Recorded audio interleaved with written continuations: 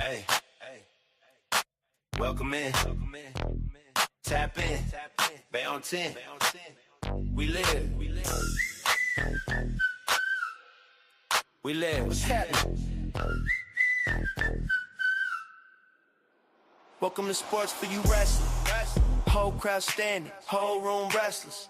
Main event, John walk out reckless. Hands up high, yeah, he feeling destined. West Coast demon, that's Nessa in the mask. Sliding down the ramp like she built for the clash. Korean mommy JoJo with the flash. Spice in her talk, make the whole place gas. It's the Fab Four. Better ring that bell. They go dumb when they raise that hell. Floor to the nosebleeds, all y'all yell. Fab Four. You can tell. Fab Four. Yeah, we run that show. Main car smoke when the lights go low. If you know, Then you know, let the whole thing blow. Fab Four. Let them know, yeah. Trader OTC, yeah, cut from a diff cloth. Talk slick, get flipped, get tossed in a standoff. 4 deep, that's a faction, that's family. It's Bay talk, island talk, all in the strategy. Tap out, tap in, crowd on tilt. Still step shake when they clash, no guilt. From the east side, south side, whole coast feel it. Every chant, every scream, yeah, they really live it. Who you got? Pick a side, can't stall. When that theme hit loud, we all go dumb, go crazy on call. From the pre-show buzz to the last roll call. 4 names on the wall. Yeah, we stand that tall. It's the Fab Four. It's the Fab Four. Better ring that bell. They go dumb when they raise that hell. From the floor to the nosebleeds, all y'all yell. Fab Four. You can tell. It's the Fab Four. We run that show. Main car smoke when the lights go low. If you know, then you know, let the whole thing blow. Fab Four. Let them know.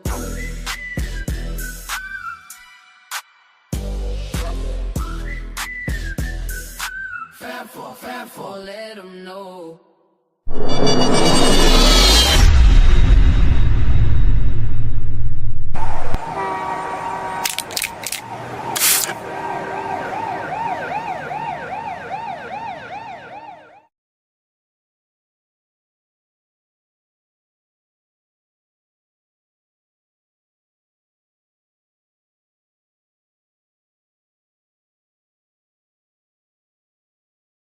Welcome to Sports for You Wrestling. It's our ring, our section.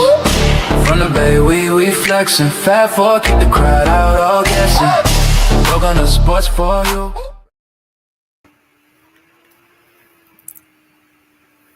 Hello. Yeah, What's up? what's good, baby? Hey, Luther Vandross, relax. Hey, you gotta be careful with them jokes. Can't say everything. Listen, first of all, Happy New Year, everybody. Happy New Year. We're back. You know, We're here. did you miss us? Did you miss us? me? I know what you're gonna. I know what y'all gonna say. Some I'm not- smart ass in the comments. Didn't you be like, just but we saw see us you on Monday? Like, I know somebody's gonna be like, we just saw you on Monday. Those are Look. doppelgangers, you know. Look it. Those were villains. They were hired, paid actors. But anyway, no, for real though. Yes, we were on Monday. there's been a whole day, okay, that you did not see us. Well, technically. Look. We didn't watch it on. Yes, Okay. but to actually we saw sit someone here, yesterday. but actually sit here and have a conversation with y'all. It's been 2 weeks. It's been a couple of weeks. We was on a holiday break, so we hope all of y'all had a wonderful holiday season. With that being said, the holidays are over, so the road to Christmas in the past. Now we're on I-95 heading to Saudi because it's now officially Royal Rumble season, which means if we're on the road to the Royal Rumble, that means we're on the road to Vegas. Vegas, I mean WrestleMania. So we are in the season. Tis the season to drop some bodies, you know what I'm saying? But welcome to the premiere S4UWrestling. I am the OTC Trail. That is the main event, the right hand, John Watson. Sir. And that is the legendary video vixen herself, the West Coast Demon, Nessa. Now, you probably asking, video vixen? Yes, yes. See, Vita Guerrera has nothing on Vanessa Monica Monroe. I will tell you that much right now. Um, I have a past, okay? I have a past. yeah. Is it checkered? Who knows? But it was definitely hypey. Spraying oil on the legs like she Gloria Velez. Speaking of glory, Johnson. And you know that bar. You know that bar? Come on, y'all. listen. Of course, we gonna start off with the BS, man. This is what we do. I mean, and what of did you? course, What was the word used again? Jailbait. Jailbait. listen. You're like the most legendary jailbait person I've ever met in my life. The fact that you recently turned 32 and still look jailbait, that's the crime against humanity in itself. But yes, as you can see, there is the big three, and someone's probably like, "Hey, where's the Caribbean one?" Where's Well, my? JoJo is unfortunately ill this week, so she will be back on Monday for Tribal Warzone, causing that chaos. So everybody wish JoJo, some good wishes, well wishes, speedy I still recovery. feel like she's on this revenge tour because she's on a revenge tour for 2026 against me, and that means I have to But be listen, on shoot. double the chaos tonight. So y'all enjoy, okay? Because I gotta be on for me and for JoJo. Yeah, All puns and intended. you're All not the puns only intended. you're not the only one that's gonna be a victim of a revenge tour because like we said last year, Fast Four is coming for 2026 and we're coming for it all. So stay tuned because we got a busy month ahead of us anyway. Especially me and John. The brand itself is gonna have a busy January. Me too. Personally, Me too. we're gonna have a busy January. um, so shout out I to the have Rose some breaking game. news when you want to do that. Oh yeah, we can do that at the end of the show when we do some all our news and whatnot. So can't wait for that. Listen, so we got a lot of catching up because we haven't seen y'all in a while. So let's just start off with how we feeling. Carmelo Hayes, the new United States champion. Listen, me and John were the I need first two. Lizzo to be playing right now because it's about damn time. Listen, listen, listen. You get it. You get it. To me and John's point, we've been All overdue. saying when he was the number one draft pick, and I'm gonna reiterate it. If they put the strap on him then, nobody would care because nobody popped when Carmelo. I mean, we would, we would, but the general census would not because they're gonna be like, "Yay, Melo." No, he had no pop on his debut. He No, and needed time to shine. this is where that PTSD comes in from when they move up from NXT to the main roster because Mhm. they did him so dirty. Like they pretty much kept him in catering. That man was eating in catering. Eventually popped up, went back to catering, came back, went back to catering, and I mean, he was on TV. He was in segments. but it wasn't just Um, not the way he was in NXT, which is what I'm trying to say. oh yeah. I mean, but when you move up, that's a whole new. You literally when you get put up to the main roster, unless they really already have big plans for you, you start from the See, bottom again. thank you, JoJo. That's why I made that face because I'm like, choice of words, sir. Choice of words. Look, see. There, look, listen. There she go already. Look, see. That's why I made that face because you said strap, and I just, yeah, Listen, she it's said it. Wednesday Wow. night. Not every. Wow. It was here. It went there.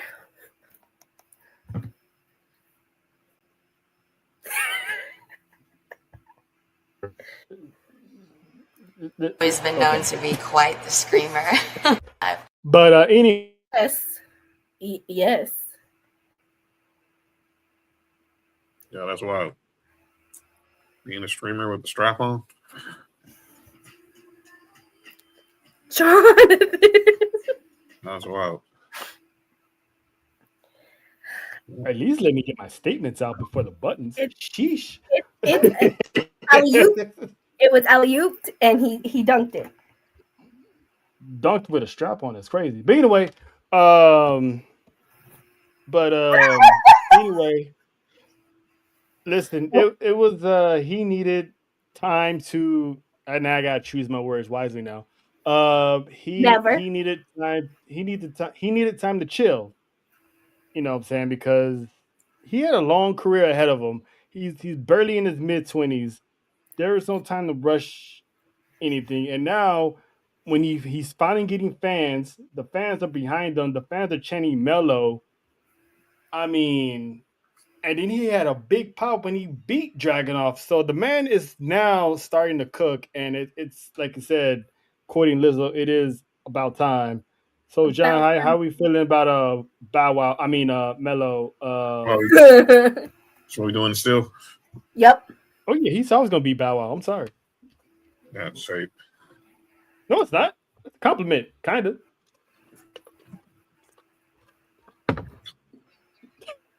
Man. Damn, I'm lying, John.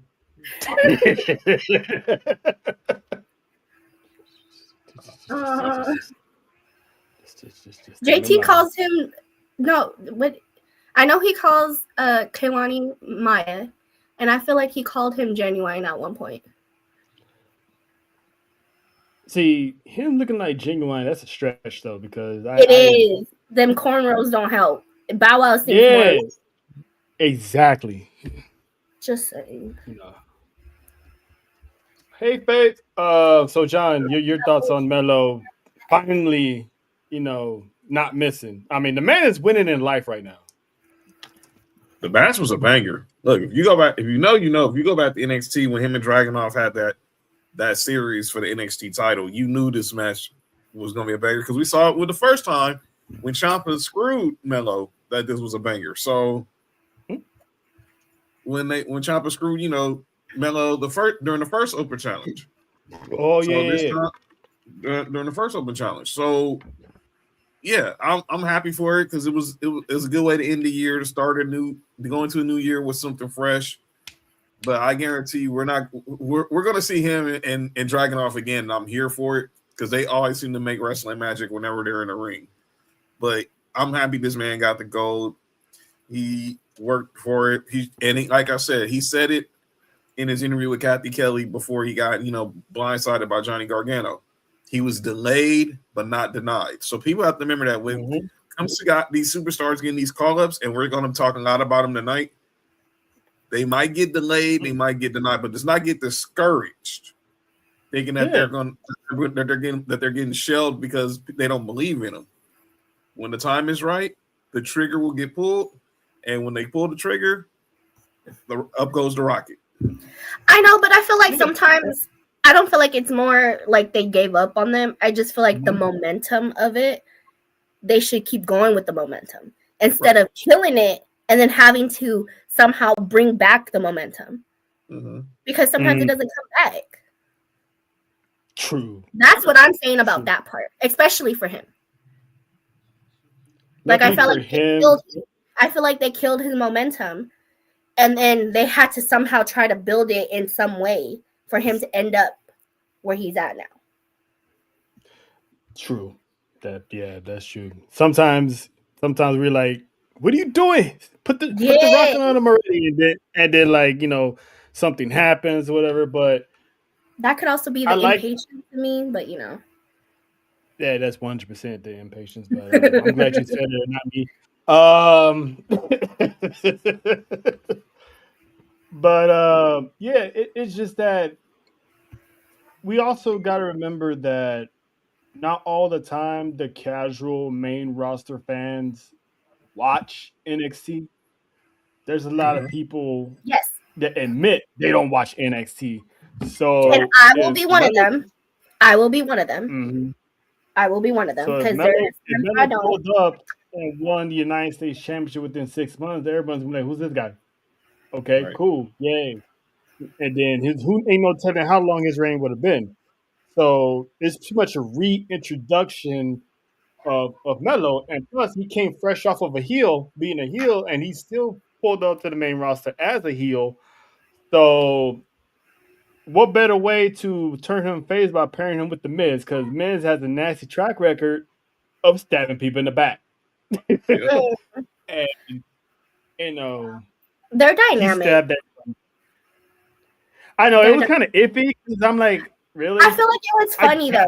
Like it was more it was, comedic, which is kind of something he also needed. but it was also cool that it didn't putting him with the Miz didn't hurt Melo's character because Melo was still Melo. no, but I still want my championship match. I still want to be doing this. I still want to be doing that. So he was still Melo while being with the Miz. So that's why I'm glad it didn't hurt his character at all. So when it was time to pull the trigger, I knew for a fact that Miz was turning on Melo. Um, so now he's the brand new United States champion. So and I'm happy with that. Now last week the premiere, the return of the 3 hour SmackDown, and just like Melo, that SmackDown didn't miss. Um, Which that I'm SmackDown was a glad, but I'm banger. still not happy about it. Why? Because it's Well, three there might hours be again. some news. There might I'm be not some a news fan. about that though. There might be I'm some not news. a fan of the 3 hours just because now I have PTSD from the old 3 hour shows. But Because the way that SmackDown is bangs, very hit or miss. It really is. true. Well, it looks like the first 2 episodes are going to be hits because we're going to have the 3 stages of hell on Friday. So one can only assume that's going to be in hour 3. So that's going to take up much of hour 3. And word is, this could be a temporary thing. Again, It always is. That's, It always the is. that's 3 hours is only for this month. Well, there's that. But then what's the point of, you know what? Nope. Let me pace myself. Let me pace myself. No, and I agree though, because if they're gonna do 3 hours, then just keep it like that. But my thing is they don't have, and I don't want to say the talent because I feel like they do have the talent. They don't utilize the talent they have on SmackDown for it to stretch to be 3 hours. Well, I mean, like John said earlier, we're gonna get to the NXT call-ups, and half of the damn call-ups is going to SmackDown. So I think they're about to fill that up quite nicely. But we had some returns on there must be a full moon on Friday, you know. Actually, there was a full moon this past Thursday. Huh.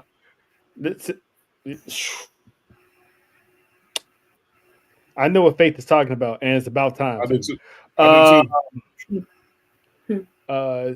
And speaking of that family, but anyway, we have some returns on Friday. The wrestling gods have answered Faith, Monty, Nessa, and JoJo's prayers.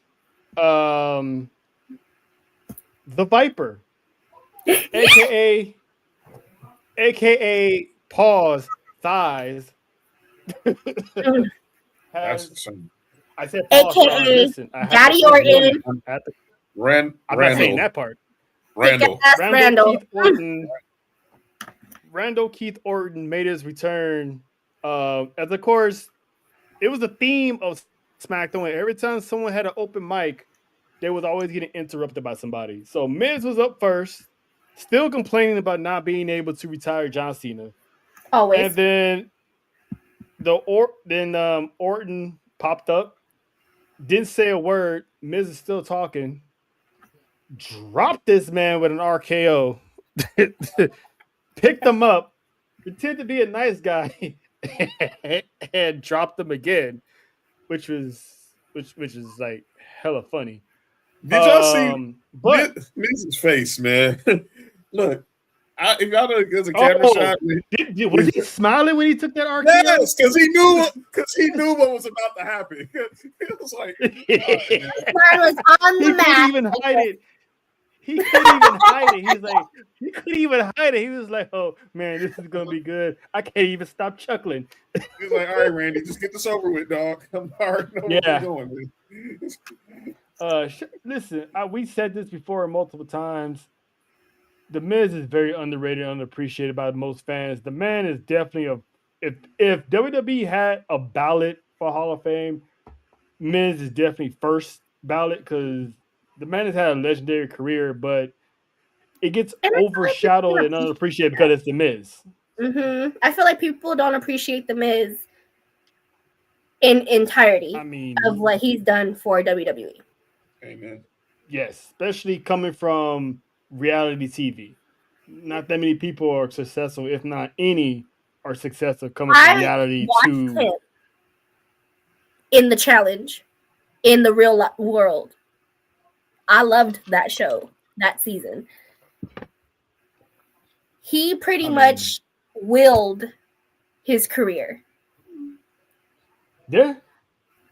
And it's crazy because he's the only one that literally came up with the name on a reality show and still carried it over to WWE. And damn near 20 years later, I mean, he has one of the hottest wives that ever came out of that era, out of the Divas era.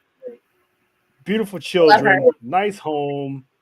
I mean, multiple businesses. It's like the man is. Listen, if I had a career, I would not be mad if someone gave me the Mrs. career. I mean, the ultimate yes man. But anywho, but Randall wasn't done because guess who he ran into in the locker room area?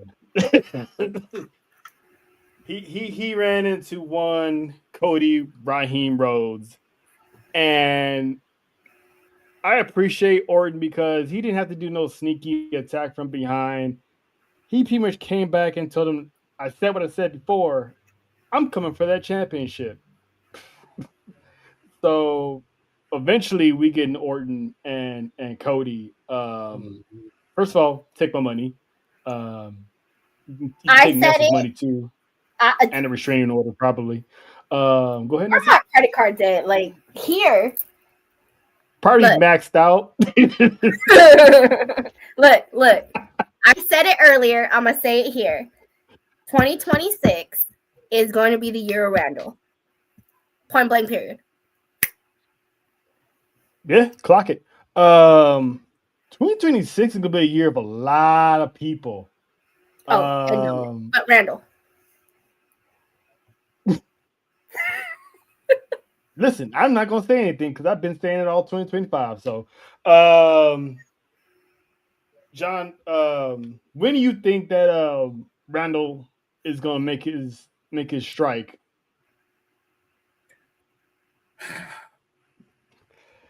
I don't think it's the Rumble because I think we're going to get a clear picture of that Friday in Germany. Maybe Elimination Chamber, maybe Backlash in Puerto Rico. Yes, I can't wait for that. They're back in Puerto Rico. Please bring that money back. Because I think because I don't know where we're going. I think we're hearing what's Cody's plans for Mania. We'll see when it obviously after Chamber, but I think it'll be. I think probably right after Mania when we get to Puerto Rico. Okay. In San Juan. In where bunnies fly. Oh, I see what you did there. Will he be a part of it? Probably. In ring, I doubt it. But who knows? Ain't no telling because it's far away from now. So ain't no telling if he does make his return in ring. But if he's actually there, at least as a spokesperson, sign me up because listen, that man's entrance the last time they were there felt like a concert. It was a concert. I said what I said. But speaking of concerts, because not only did we have the return, we also had a debut, a long awaited debut of Captain Lemon Pepper Stepper. Um, Nessa's looking at me like, "Who the hell are you talking about?"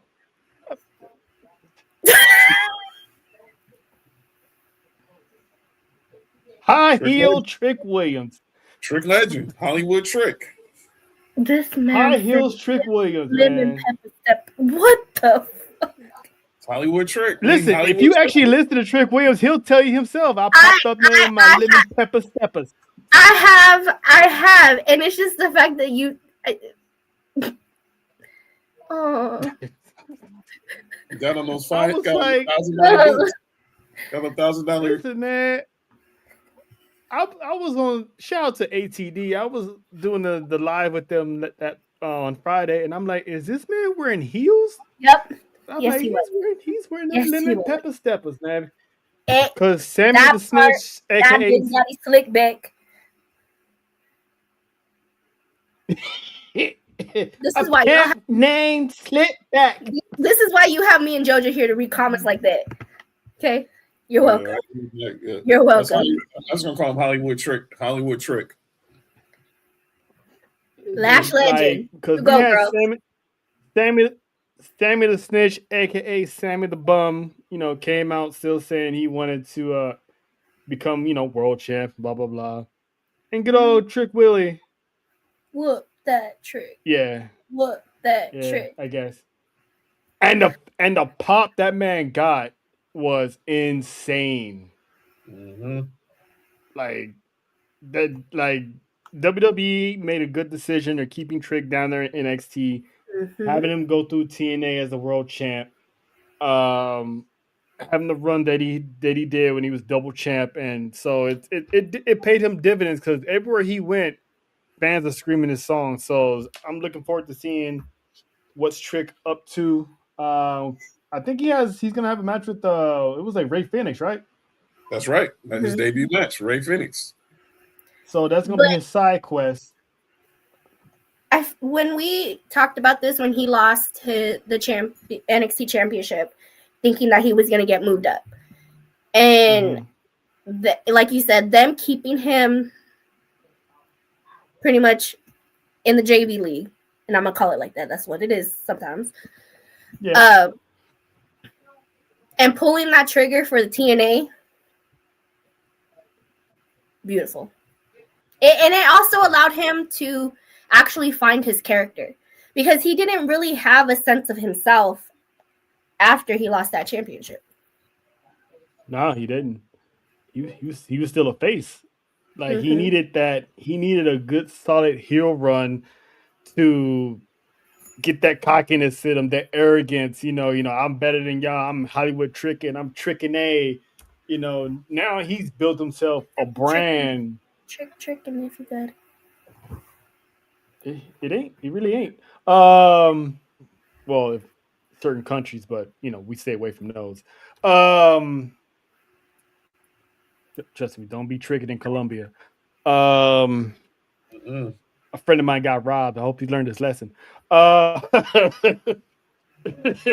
dead ass. my guy woke up and his wallet was gone. I have questions, but not now. I mean, that shit can happen anywhere, though. What are you talking about? Have you not watched Hustler? It's more common. Listen, it happens more when you travel to those countries because the eye candy is too irresistible as opposed to it happening in the United States. I'm just saying. But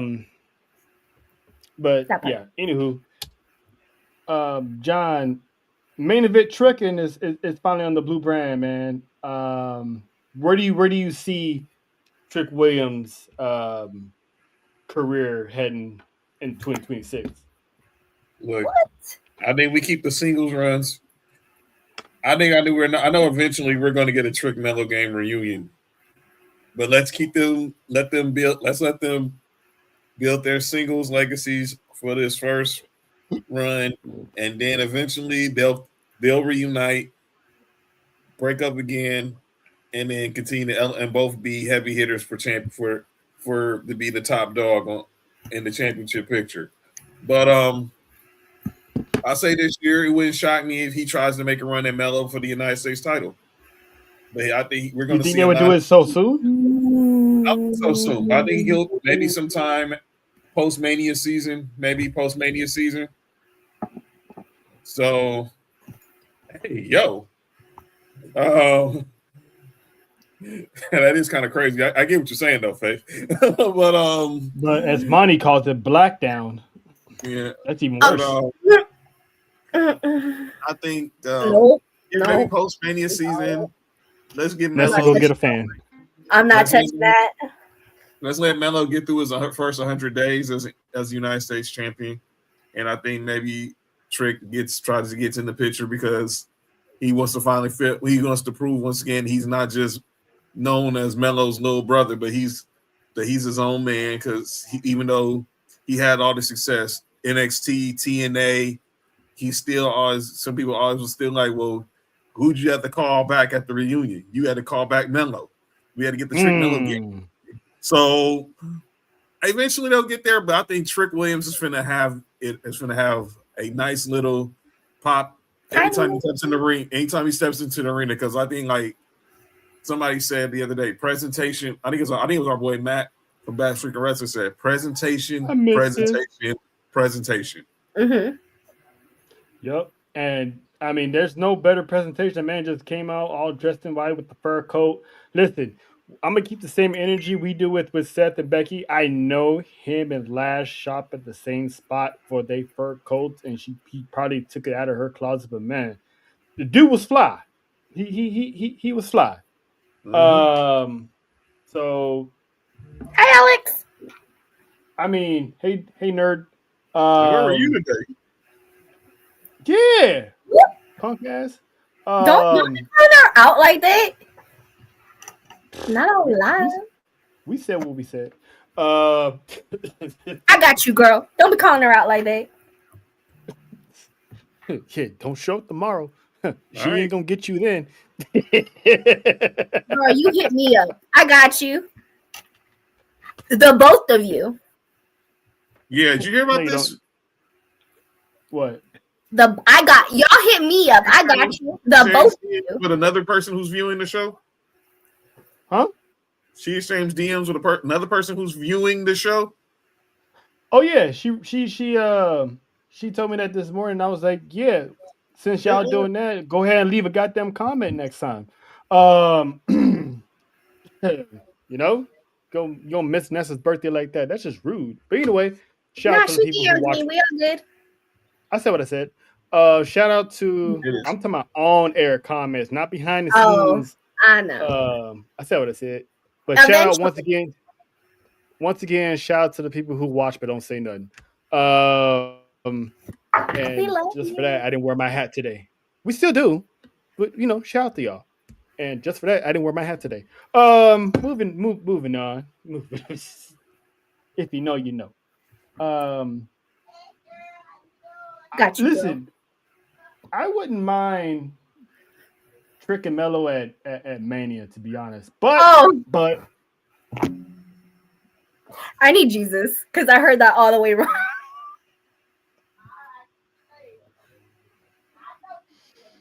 Trick and Mania, huh?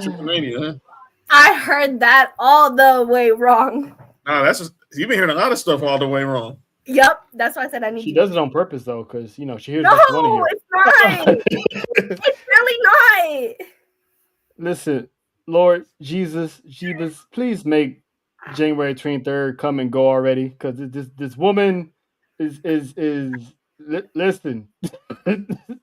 Call the fire department. God damn. Baby Jesus. Even after that, it's still going. Don't do that.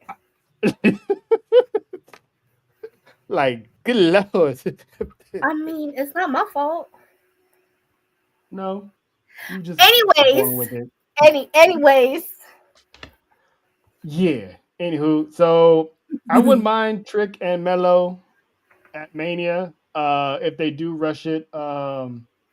Yep. What up, You know Joe us. Monroe? Wrestling Society in the house.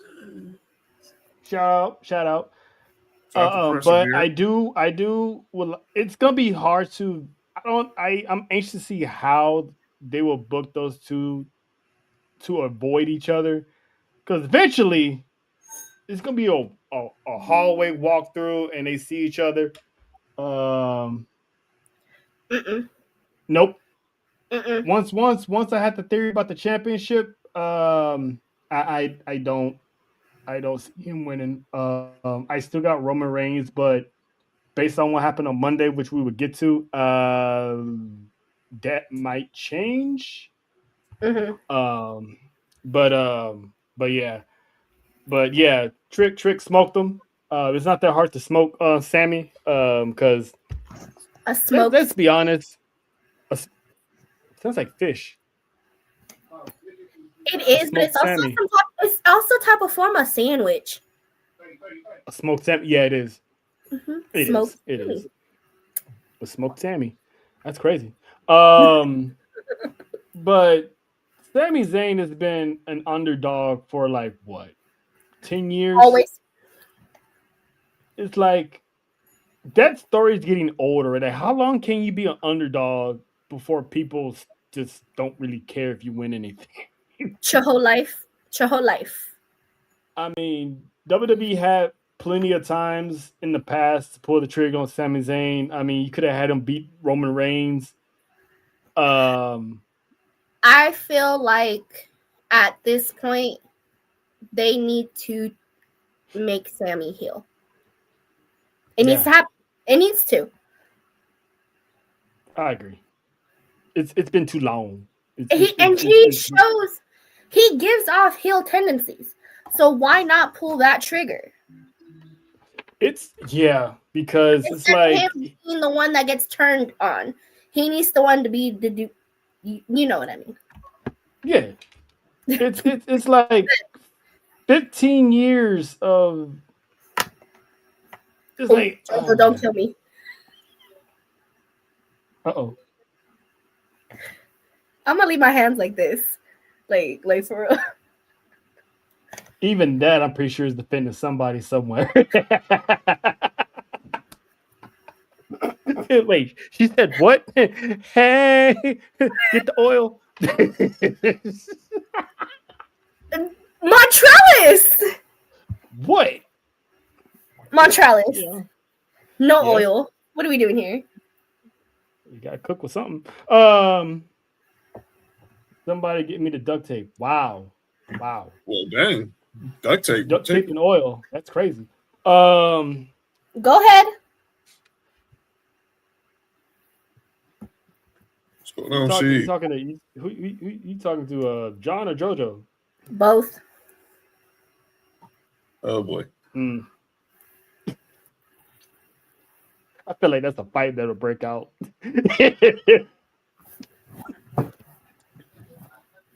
Or a tag team. Here we go. I mean, if John's the sharing type, more power to him. But usually those end up someone being locked out. But anyway, yeah. So John, I was asking me and that's was talking about Sammy the underdog. I mean, how long can he keep up this underdog story? Because it's getting old, and it's like no one really cares, at this point. It's playing the violin. Like, look, and I love Sammy, but okay, man. Sometimes you gotta just go ahead and go out there and just take what's yours. Eventually people gonna start calling you the Sammy that cried wolf if you keep coming with all these underdog. I've always been looked over as the underdog. You're Sammy freaking Zayn. You're a WrestleMania main eventer. There's only so much. You were the whole main event headline to arguably the biggest WrestleMania of all time. Let's be clear. You main evented WrestleMania 39, which means you were at. Then you were in the match before arguably one of the biggest tag matches, arguably the biggest tag team match in WrestleMania history the following year. Come on now, and let's just be clear. We can go even before that. Look, I know a lot of people weren't too big at the whole Johnny Knoxville match, but it was a pretty entertaining match to me. You know what I'm saying? That was funny. And it was funny. And Sami Zayn was the only one hard that could have pulled that type of match off. And then the year before, you had him versus Kevin Owens. But I like that match. And he was the one who pretty much introduced the WWE to Logan Paul. So Sami it's only gonna take Sami so far. You're going back into your native land in the next 3 weeks. You already got the crowd's already gonna be behind your shoulder. Once your music drops, it's all gonna be about you. No more underdog story. The two SmackDowns, the final 4 shows on SmackDown are in your territory. SmackDown in Montreal, Saturday Night Main Event Montreal, SmackDown Riyadh, Royal Rumble Riyadh. Enough. Go get yours. I don't know if you're going to win, but go get yours. Yeah, I mean, if I put it like this, if Sami Zayn is in the final 4 of the Royal Rumble, there's going to be plans for him in 2026. I just wanted to do that. So it's Sammy's. I mean, I would say more Miz, because didn't Miz brought him in as well? I mean, Miz tagged with him. Remember, Sammy came in when Logan. It was during when Sammy was on SmackDown doing this whole conspiracy bit. He lost the Intercontinental title to Big E, but then that run to Mania, he started talking about how he kept having these interactions with Logan Paul on social media, and then Logan Paul showed up during the Thunderdome and was ringside during his match with KO. Remember, he was ringside for his match with KO, and he caught a stunner from KO. With Miz, as you were saying, I think Miz showed us who Logan Paul was really talented in the ring. Yeah. But yeah, Alex, it was Sammy. See. Now we unfortunately threw Sammy under the bus. Somebody a hoe for that. Yeah, I guess Sammy the hoe. That is that's Nesta right there. Sammy the hoe. Oh, Sammy the hoe. But I feel like there's a button for that. It will be. Don't worry, I'll be on the job. But I actually want to get you guys' opinion on something that I noticed on SmackDown. Well, you gonna give it anyway. Wait, whoa, pause. Yes, Jonathan. I was reminding our tribal chief Devin's in the house. Hi, Devin. Oh, what's up, Devin? Tribal chief. Everybody put the ones in the chat for the Chi-Town tribal chief, the Midwest tribal chief. You know what I'm saying? Good luck on Saturday. Your Bears gonna need good luck on Saturday for your Bears, man. In the YouTube post. Yes. I can't say YouTube anymore. Officially, that's where I did. That's where I got it from. It was struggling where she got YouTubicals from. Yes, it was Devin, the tribal chief. Because every time we go up in there, they show us some love. They show the brand some love. So shout out to Devin. I want to get you guys' opinion on what they said. Also, until WWE Championship is no longer being held hostage, so many superstars are going to not be in the picture. This is why a lot of deserving superstars are not getting a push right now. Yeah, but it's because you got major players at the top. You got Cody, you got Orton, you got Roman Reigns, you got CM Punk, Seth Rollins. It's so many people that's at the top right now. It's hard for guys like LA Knight to get a crack at it. Ilya, whenever he's ready. Yeah, Gunther. So it's the fact that the mid card is getting so deep now is going to keep us entertained while the headliners do what they do until they're no longer in the picture. See, with the hashtag we want Cody. We wanted Cody. We don't want Cody anymore. We had Cody. We were cool with Cody. We don't need Cody no more. This kind of sounds similar to the Jey Uso run. But anyway, Yep. Yep. Is exactly what it is. Mm. I'm just Everybody gonna. wanted somebody. We You know got what? them. And then 6 months in, we don't want them no more. See, there's a difference though, because I feel like Jey Uso, like I said, there's things where the title can overshadow somebody, and Jey Uso was not overshadowed by that title. Jey Uso was making that title because of how over he is. And I feel like if they would have let him continue, it wouldn't have been boring. It would have been entertaining. Cody was the same way, sort of. I feel like when he first got his title and everything that was going on, it was entertaining, is what we wanted. We got what we wanted. He ended Roman because I was kind of over Roman. Y'all can shoot me. I was over Roman. But, and then it got stale. And then he lost it. And then they gave it back to him. And it's still stale. I mean, to call a spade, it would have been the same thing for Jay, because there's a lot of people that's saying Jey Uso's matches were boring. You know, why does this man have the title? I mean, he's just what would they call him, John? Mid-card Jay? It's on the mid-card. It was called the main event Jey Uso. Mid-card Jey Uso. There you go. I think that was some bullshit, though, because he wasn't. And I mean, that could just be me and how I felt. And I feel like it's going to go either way at either point for anybody. That either he made the title or he didn't. Listen, man. Fans are fickle. Can I say something before we change the subject? And I always say this, you always hear me say this when we have our sports talks and even when we do wrestling talks. And I say this all the time when you followed someone like what Roman did. You never want to be the guy that comes after the guy. No.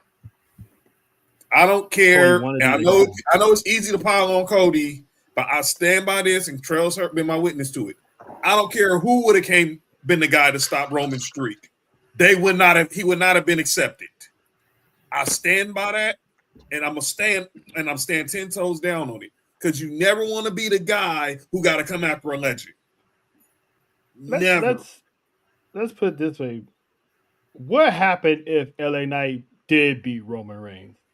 He would have got the same smoke Cody would have got.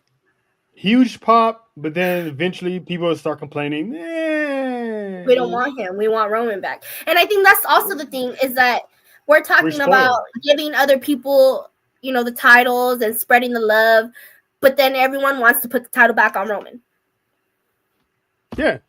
I mean, they're pushing other guys to replace Roman. When the guys get the titles, they're like, Mm-hmm. But it's because the way their storylines go stale. They do, or they revolve around Roman.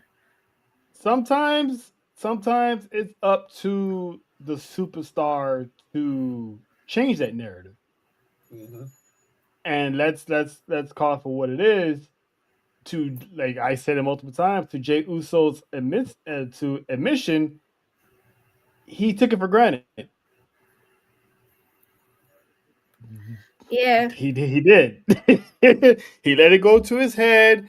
He was letting the superstar rock star life, overwhelm him, but he wasn't staying grounded like he should have been. So hopefully now with Big Brother as tag team champion with his brother, it'll kind of keep him on that narrow track of, being focused. I mean, the man was never lazy. He was always in the gym. He's always, working on his game. I just feel like people calling him mid was not even a stretch. It was just bullshit because, like Faye said, that man was putting asses in the seats. He still is, which I would get to later on in that, because everyone is excited when he comes out. Everyone, it's just the entertainment of itself. And I think when he was champ, I felt like he was a good champ, and it wasn't boring for me. It wasn't boring for me either, because the man was dripped in gold. The man had the gold shirt, the gold glasses. He never wanted the title off of Roman. We know that, sir. We know. We know. He could have at least beat Hulk Hogan's record before he lost it. Why does Hulk Hogan got to be before him? That was my only problem. That was my only thing. It wouldn't once he He was passed so Hogan. close to beating Hogan's record. Once He he would have passed beaten Hogan, it by I'm SummerSlam. not even gonna entertain that. once he would have He passed would have Hogan, beaten cool. it by I got a SummerSlam. feeling they wouldn't let him. I had a feeling that wasn't going. I just had a gut feeling it wasn't going to happen. But even that, I mean, but now that I know that Vince was involved a little bit in what happened with 39, and Roman was so the one was who Roman. pulled the trigger. Hey, And admin, yeah, thank you for pulling that up. And Roman pulled the trigger on 39, and he was the one who basically set the atmosphere for 40. I can't argue it. I can't defend it. Because Roman basically said, okay, let's move. Now we got to move forward. Because he knows what's best for business. And he went into business for himself, but nobody's complaining. It's confirmation bias. Yeah. We confirm our opinions before we get all the facts. Mm-hmm. We do our best to do so. And we knew that because me and Terrell, when we was at Mania, that's when the buzz was going around that TKO was buying WWE the next day. And Terrell was at the mall after Mania, and he would tell you it was a snooze fest. And now we hearing the stories because of the court documents on Vince that he was still involved in creative. Mm-hmm. And Roman got involved in creative. But we ain't hearing no smoke towards Roman, though. And just be real. You never gonna hear. You're gonna hear because we have that's why I bring up confirmation bias. Because we're never we pick and choose who we want to be mad at. But why are we not being mad? Because Roman said let Cody win WrestleMania 40. Which proved to be a better story. That's what I'm saying though, because the fact that again, when your favorite doesn't have a championship, you want them to have the belt. So even them saying this is what I wanted, that's not what you want to hear. It's doing this. Mm-hmm. All I heard was you don't got no championship. And it's coming. It's coming, Alex. I'm just saying that was my same question because I was like, we's not just me, it's we now. Right? Like it's just me, Oos. It's we Oos. Well, I was saying that all Monday. Do the whole layout because I think you still got to have the Us. I'm missing the Usos in coordinating colors. So I think maybe probably when like Faye said once they get the new music, maybe they get new gear as well. Because right now Jimmy's on this. They both got their merch on. They both merch on. You can't yeet to the Uso theme. You just can't.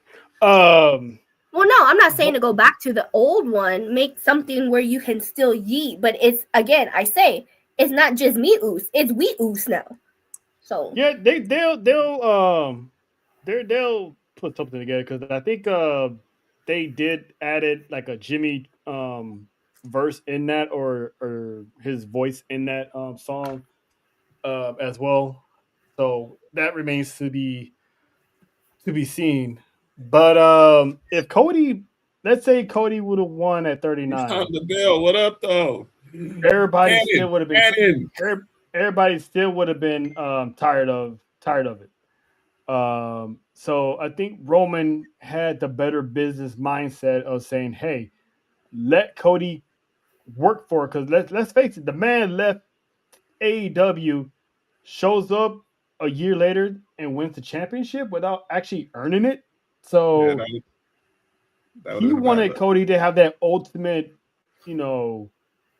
underdog, come from the bottom, start from the bottom, now we're here moment, and it paid off at 40. We had like one of the greatest Avengers in-game moments in WrestleMania 40. And it would have been better if a certain Texas rattlesnake was there. Please don't get me back in my feels. Please don't, because I was like, listen, I'm with y'all, but listen, we got the Undertaker, so that was still cool. Taker was the next person. We all knew if it wasn't gonna be Austin, it was Taker. It was still cool. But yeah, but I agree because I enjoyed it. It ended the way it needed to end, and for me, like I said, I was ready for Roman to lose the belt. Mm-hmm. But my thing was afterwards, it was just like, okay, now what? It's probably like an unpopular opinion, but Cody is like as of right now the best guy to lead after Roman. Because you had the Ultimate Heel for the past 4 years be champion, and he was dethroned by like the ultimate babyface. So there was no one else better mentally equipped of handling the This pressure man of being the guy literally after runs Roman. charming shit. So yeah, I agree with you. Yeah, and like I said, Like he's and I literally know, a Prince I know, Charming outfit. and I know. Lena asked why wasn't Roman never given a rematch after he lost. It would have watered down.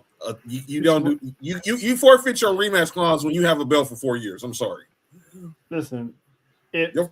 if you're gonna ask that question, then you don't know, you don't understand the psychology of it. When Roman Reigns was dominating WWE That for part. 4 to 5 years, right?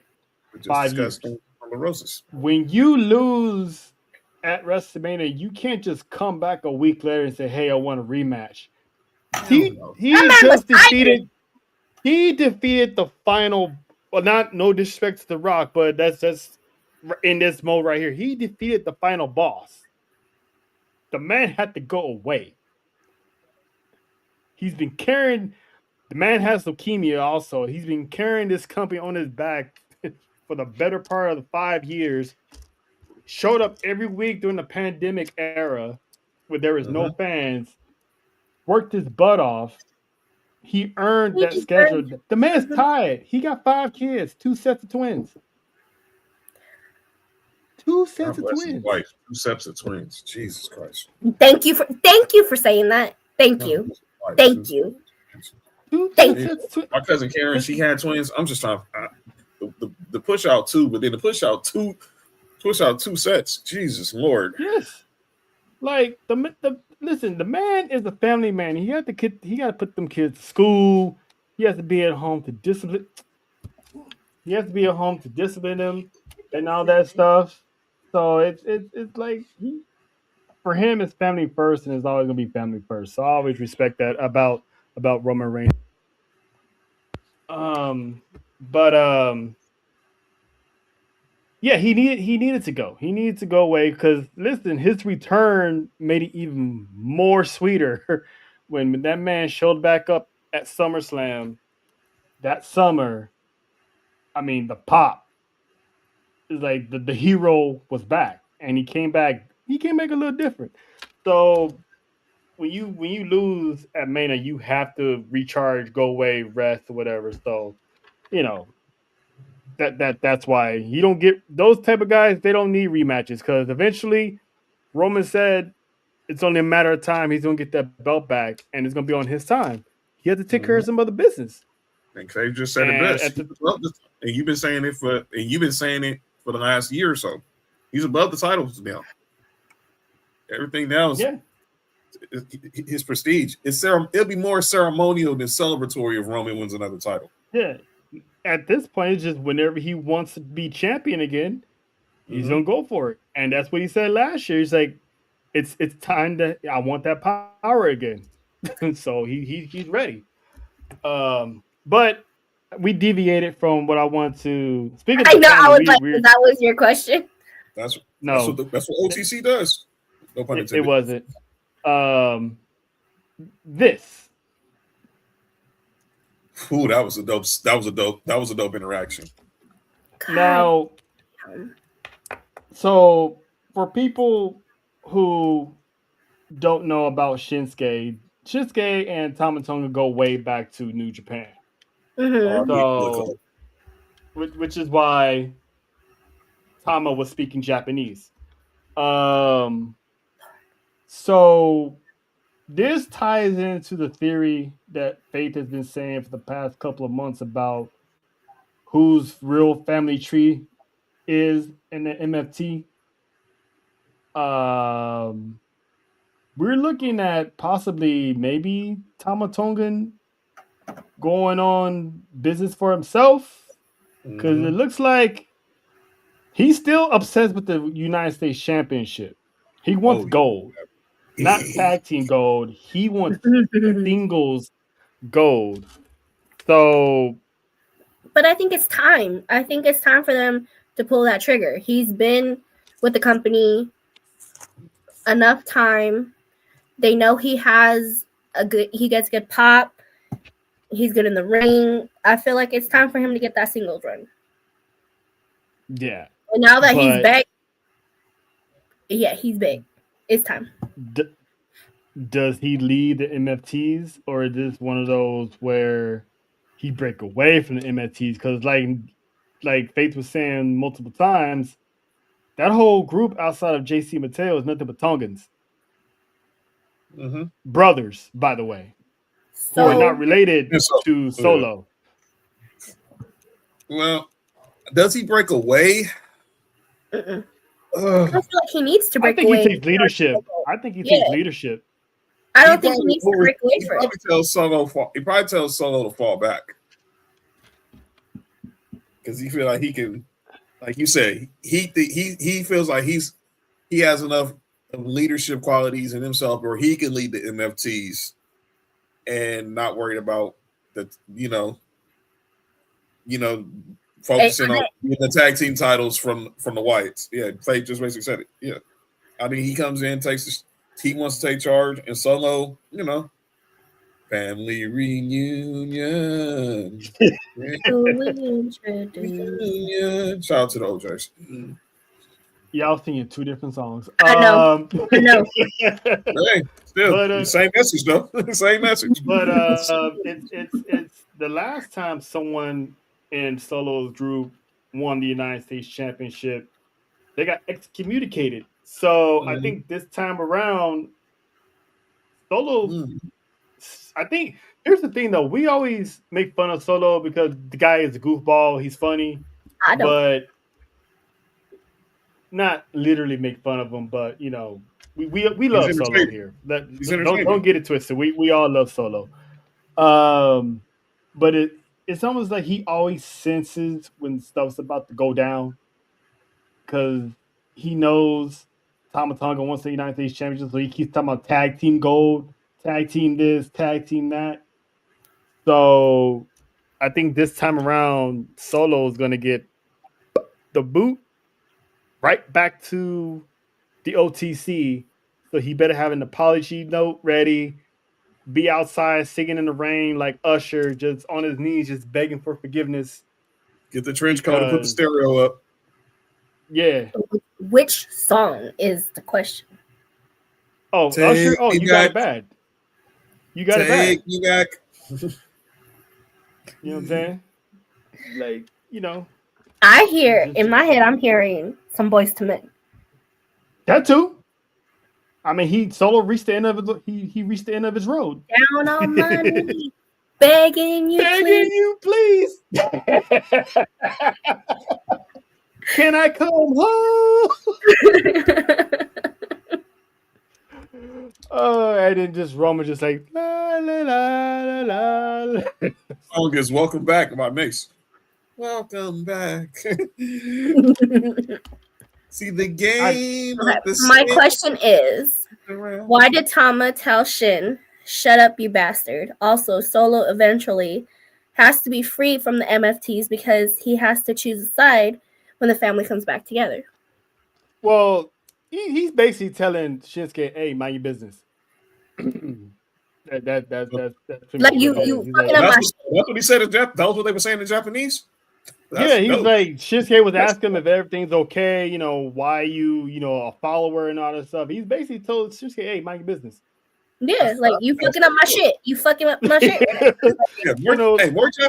More Japanese talk. We always limited with Oscar and Io. More Japanese talk with Tama and Shinsuke. I'm here for it. Basically, like, mind business. I got this, player. Like everything's fine, and that's why he lied to Solo. Like, yeah, everything's peachy. That's just old news. Don't worry about it. Next time I see that, I want somebody to put that transcript up the same way y'all did with Oscar and Io. Yeah, true. But we all know what that transcript was between Oscar and Io. Hilarious. Saw that the other day. That was still classic. Banga, banga, banga, banga, banga. Bitch. And they put bitch and the B word in Japanese, which is crazy, man. Like, come on, man. But you good, Nessa? Mm-hmm. Yep. Y'all swapping photos or something? But anyway, Yo, No. but Haven't got to that segment yet. oh yeah, we getting that. We definitely getting that. I wanted, and also we probably gonna get Tama and Ilya too. So I'm looking forward to that. That's gonna Woo! feed some families Yes. too. that's talk about intensity. That's gonna feed families. So, but yeah, Shin and Tama, yeah, sign me up because that's definitely gonna be the thing. So SmackDown, pretty much Drew McIntyre named the stipulations. 3 stages of hell. We haven't seen 3 stages of hell in years. Years. So when I hear 3 stages of hell, I automatically think of Stone Cold Steve Austin and Triple H. Those were bangers, and of course Shawn Michaels, Triple H. So those match. I love how we're getting fresh stipulations again. They're bringing back the old school stuff. Hell in a Cell is getting played out. A normal steel cage match is getting played out. Falls Count Anywhere matches are getting played out. To do a 3 stages of hell, and it's on free TV. Like Tony Khan, take notes. Do this once in a while, not every fucking week. But anyway, sorry, it's it's AEW. But yeah, Say it with your so chest. how we fuck Tony Khan? How we feeling about these 3 stages of hell? Nessa, how we you loving it? Can't wait for it. Wait for it to be over. Oh, I'm here for it because what we saw with Drew and Punk, we're about to get the same thing. Mm-hmm. We really are. Oh boy. Like Face said, we gonna see blood. A whole lot of it is gonna be physical. Now, does anybody get involved in this match? Oh. I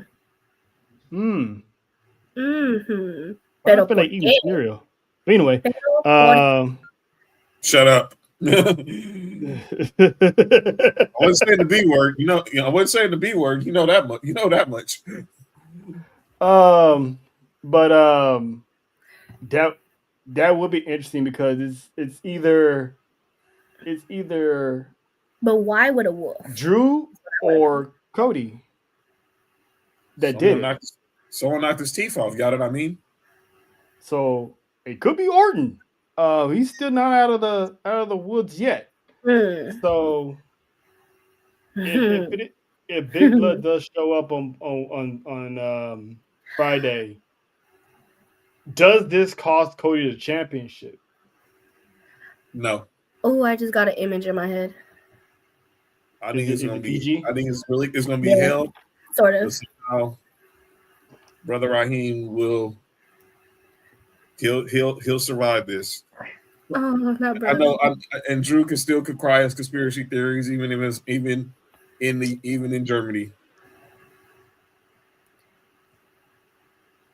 And he'll look right at his longtime friend of 20 years, who's the one that he had to give that big check to. I would love to see Jacob versus Randy. Come on with it. As Jacob would say. That is the image that was in my head. Yarmin. Listen, Jacob versus anybody at this point that's at the top, because Jacob is set to have a monster. When we was talking about earlier about people having good 2026s, he's on that list of having a year. It's gonna be the year of the werewolf. So I can't even try to hell. It's not even going. It's gonna sound like a whole chihuahua. Well, Shut up. Yeah, John. Yeah. You're saying two things with that. You're saying two things with that statement, but No. First one is literally what the statement is, and the second one is when and where. And anytime. Listen. All you gotta do is look on my Twitter, and you'll get the answer. What the fuck? Anyway, Back to regular schedule. Single life sometimes. We have to listen to everybody else's rhetoric. Not for long. That's what you sound Shut like. up. You You never know. You sound like JoJo now. Dang, why you gotta call her out like that? She's not even here. She's here. She's lurking. Oh, she's listening. I said what I said. Jonathan. Don't make her pull a peekaboo Joe. They need to change his name to Insufficient funder because he ain't ever. Damn. Face starting up the new year hot. But yeah, I'm anxious to see what's next. She said she's in her here era too.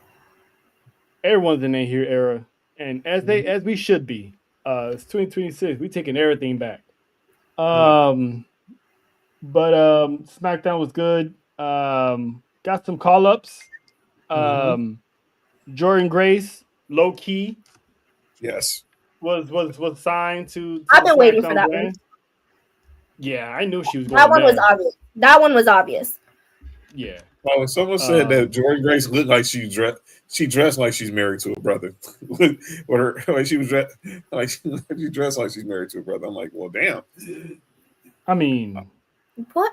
No. I mean, I'm like, well, dang, what's that supposed to be? No. I'm assuming the woman got style is what they're saying. Yes, exactly. Okay. I thought she was mixed. Nah. She does look like she's mixed. But I know she's pure. Hi, What's the makeup? Yeah. Hey, Bella. Nah. She's straight up the Amazon from the mountain of Cockerus. AKA Austin, Texas. Yep. Which is where all the mountains are too. Nessa. Well, you're not that far away. I'm in Dallas. That's a good couple hours away, so you know. I in Dallas. Dallas got mountains too. It takes like 15 to 30 minutes to go to the next block. I saw it for myself. And we like 2 hours away from Oklahoma. Damn, that's crazy. I never knew. That's an interesting fact. Oh, you didn't know that? I mean, I always figured that's why obviously the Red River. So I just never knew how close it was. So yeah, it's like 2 hours. Yeah, 2 hours. That's why they always get hit with tornadoes all the time because they're like right next to Oklahoma. Yes. But anywho, that's SmackDown. So Monday Night Raw, the premiere, the 1 year anniversary of Monday Night Raw on Netflix. It's your anniversary. I'm so mad you didn't play it. Anniversary. You'd be all right. It was your birthday anyway, so you was all right. And it was my anniversary. Shout out to it was 32 years of like the waitress put it. I'm 23. Hold on, wait a minute. Oh, great. Wait. Hold on. Where is it? Oh, I didn't put it on this one, but this will do. How about new? So I'll be the opposite of you be the opposite of Nikki Bella and Cooper DeJean. Oh hell! Son, child, toddler, you can do better. That man is not a toddler. We're not gonna do that. Let's not do that. I said what I said. Because I said. You know what, Nessa? I'm gonna say it like this: if we're gonna call that man a toddler, we might as well just call you a toddler. No, because I'm in my 30s. Nope. He's in his. We're good. Nope. You a toddler. I mean, my height stature is probably like a toddler. But yeah, no, she got a point there. At least she said it, not me. Monday Night Raw kicked off with the tag team titles, the women's tag team championships. JoJo's mommy, Rhea Ripley, Io Sky, Nessa. We talked about this. As long as Rhea Ripley is not near the world championship, you was cool with her winning the tag team titles. You said this. You said this. You did. You literally said this. So be mad at yourself. Give yourself attitude. Why do you think I'm just doing this? Okay. You acknowledging the tribal chief again, or what's going on? I'm going woo. Well, woo woo woo. Woo woo woo. Shout out! Thank you, John, for that. For reminding me. Shout out to Matt Cardona signing with SmackDown under his real name of Matt Cardona. Zack Ryder was dead and buried in the John Cena tournament, so he is back as Zack Ryder. Shout out to him and Chelsea Green for finally getting to work together. Why would you wish that upon us? I just read that comment. Go away. Go away, Faith. Faith. Oh. Go away. You don't mean that, but okay. Go away, Faith. I actually missed that comment. Joe, the admin, can you put that back up? Because I didn't get to. No, don't need no more airtime. Yes. Wow.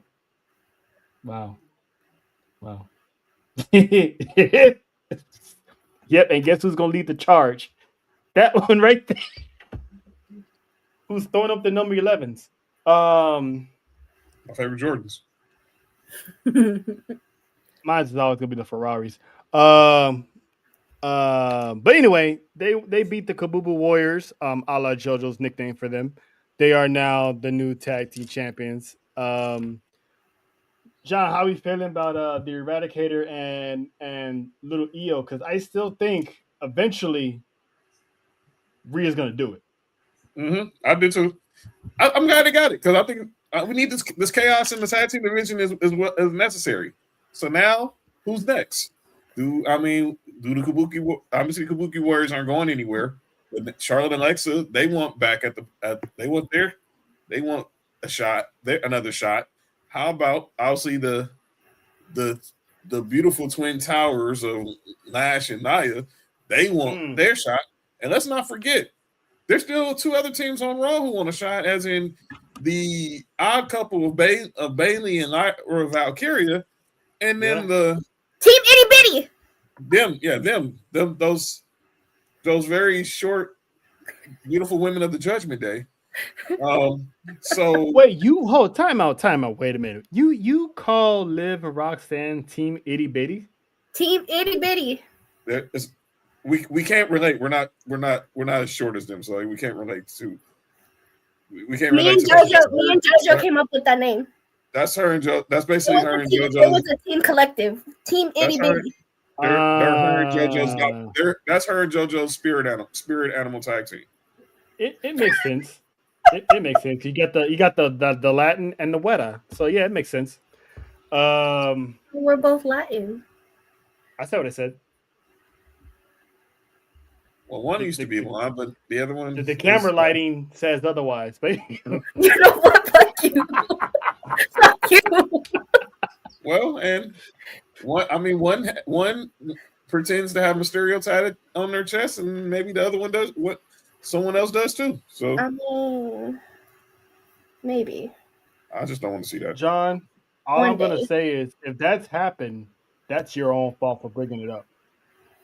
Oh no, I have a plan somewhere for the back of my neck.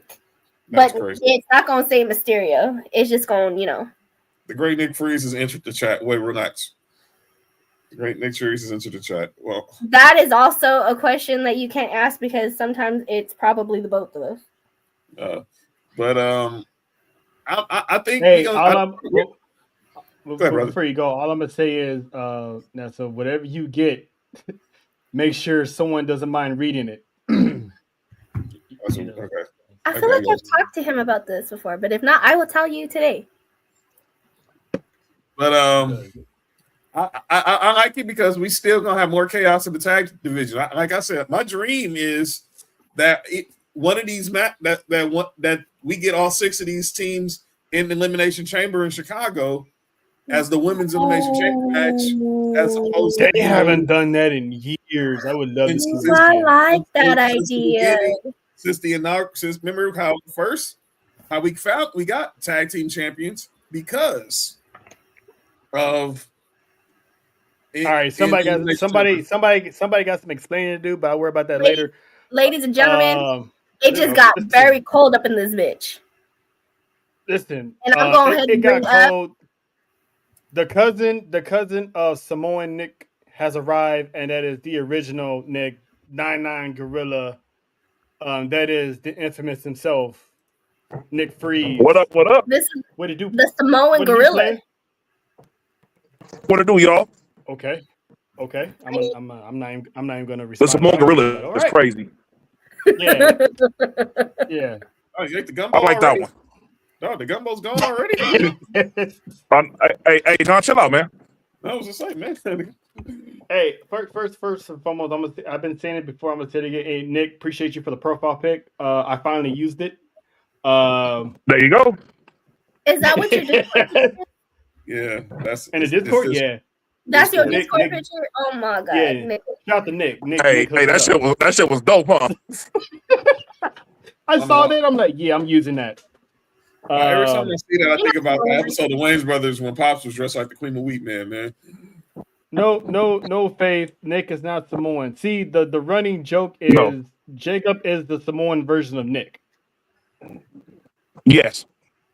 He's the Samoan Gorilla. Yep. So that's why I call him Samoan Nick. Matter of fact, I think he's like a year or two younger than me or some shit like that, if I remember right. Or he like around my age. Some close to that. Yeah, y'all around the same age, to be honest with you. Yeah, for sure. So we was talking about the tag team division, Nick, the women's tag team division. Your thoughts on the girls running wild on the roster? Hey, look, I've been saying it for the longest. This is the best women's roster in wrestling in general we've ever had. This is like literally the golden era of women's wrestling right now. You can't go wrong on any show either. Like, I don't like AEW, but they got good women's wrestlers over there too. So, at this point, especially first and foremost, that match was like WrestleMania type hype, considering the people who's involved. Like, anytime you get a chance to see Rhea and go against against Asuka, it's always going to be a top tier match. But when you add in EO and everything else involved, then it was a dope match. I ain't gonna lie to you. I watched the match at work, and I really much enjoyed the match. But this division it's rough right now. Like I seen you said earlier, you got Charlotte and Alexa. You know what I'm saying? We don't know if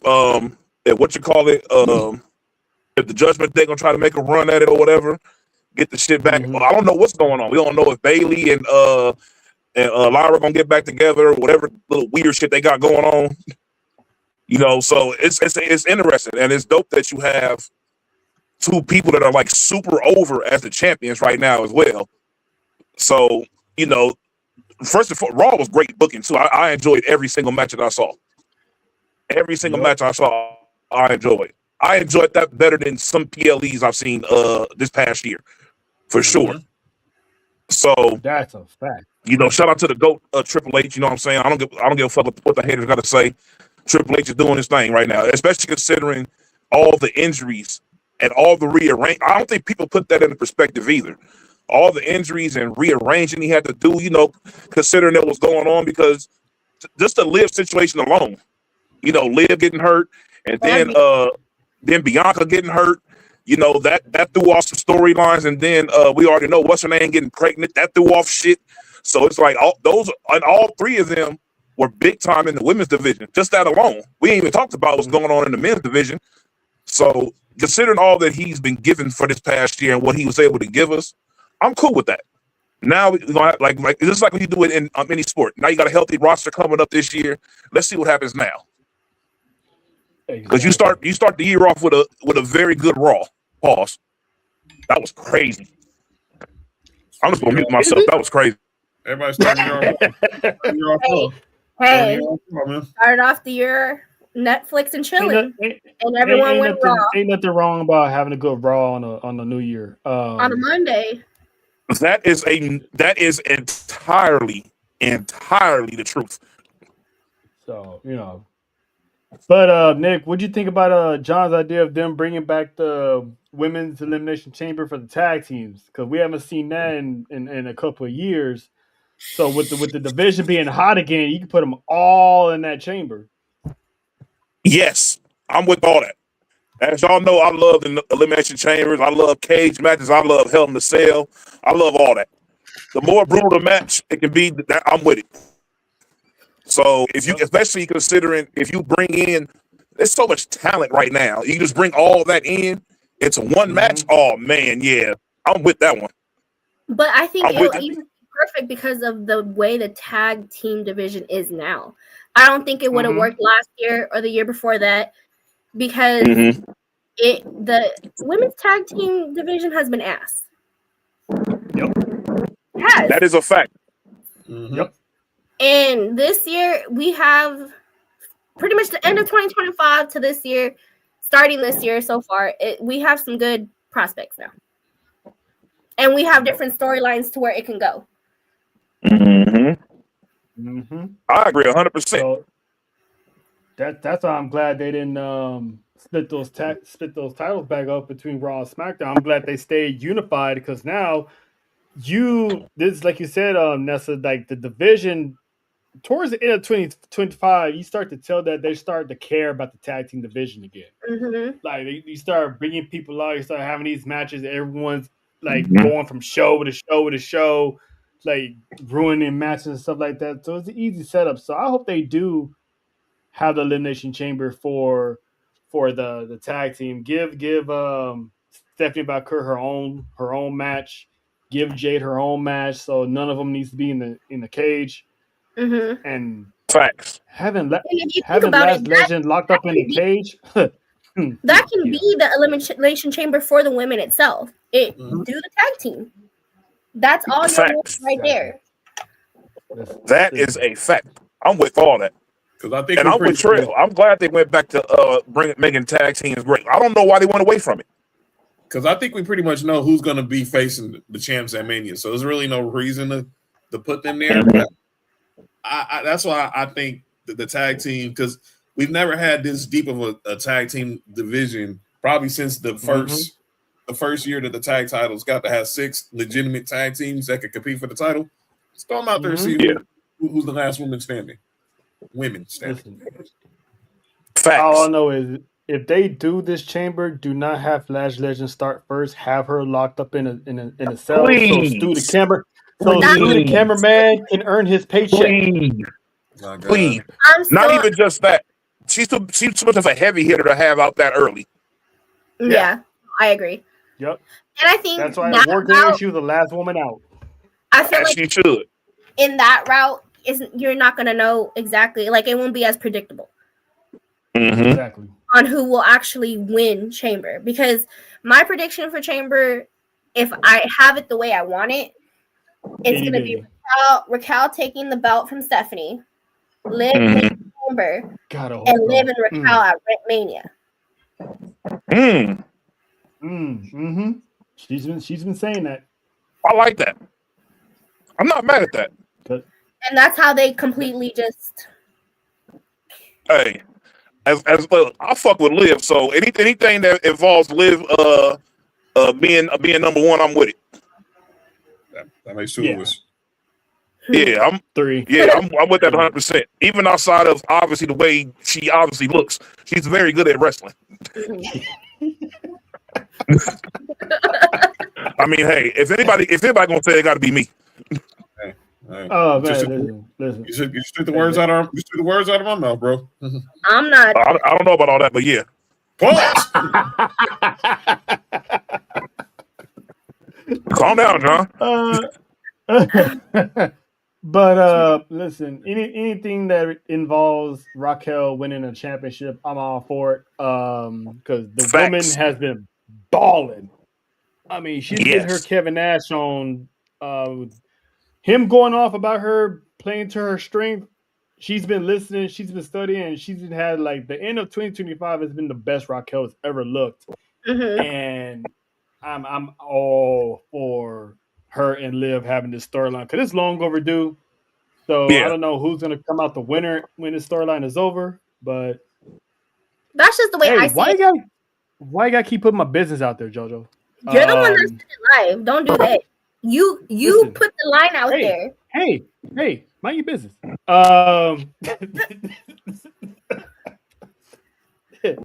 Wait, mama, yes. trail. Nah, I'm cool. I don't even want to know.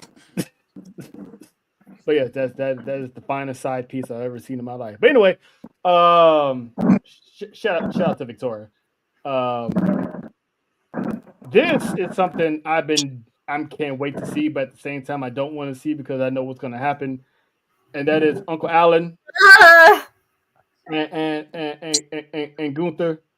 This is gonna cook. Hey, but you know it's gonna cook. I love this this. is AJ's retirement tour. I love this. You know, I love heels, dog. And Gunther is, bro. He is like, I haven't seen somebody hate it like Gunther in a long time. I can't even think of the last person the WWE universe hated as much as him. JBL. Yeah, nah. Has to be JBL. Nah, hell no. JBL didn't get this type of hate. They didn't hate Dominic. They just like booing him. Yeah, for sure. Not people like Dominic. He's just an ass, and so people don't like his personality. That's true because I can't stand Gunther. Yeah. Like JBL was the last person I remember. That might be the closest. That for sure. That had. I mean, the man had to get escorted out of El Paso by cops. Because he was out of fucking pocket. Look. Exactly. Hey. Oh fuck! But you know something? The dope thing about that is like that reminds me of I saw an interview with it was a Chavo Guerrero interview a while ago. I don't remember. It was a clip that just ran across on YouTube randomly, and he was talking about how he was talking to his I think it was his grandfather or whatever when he was younger, and they were talking about how serious people in Mexico took wrestling. And he was talking about, I think somebody got he was talking about getting stabbed or something. His grandfather was like, "Oh yeah," he said, "This is not that bad the first time." So it's like he brings that old school type of like real hate that people used to have back in the day towards the heels. Yep. You know something? Mm-hmm. I think JBL for sure the last person, but nobody's gonna be hated the way your boy was though. R.I.P. to my dog, man. They ain't nobody gonna hate anybody the way they hated. Hold on a second. Oh, there we go. My fault.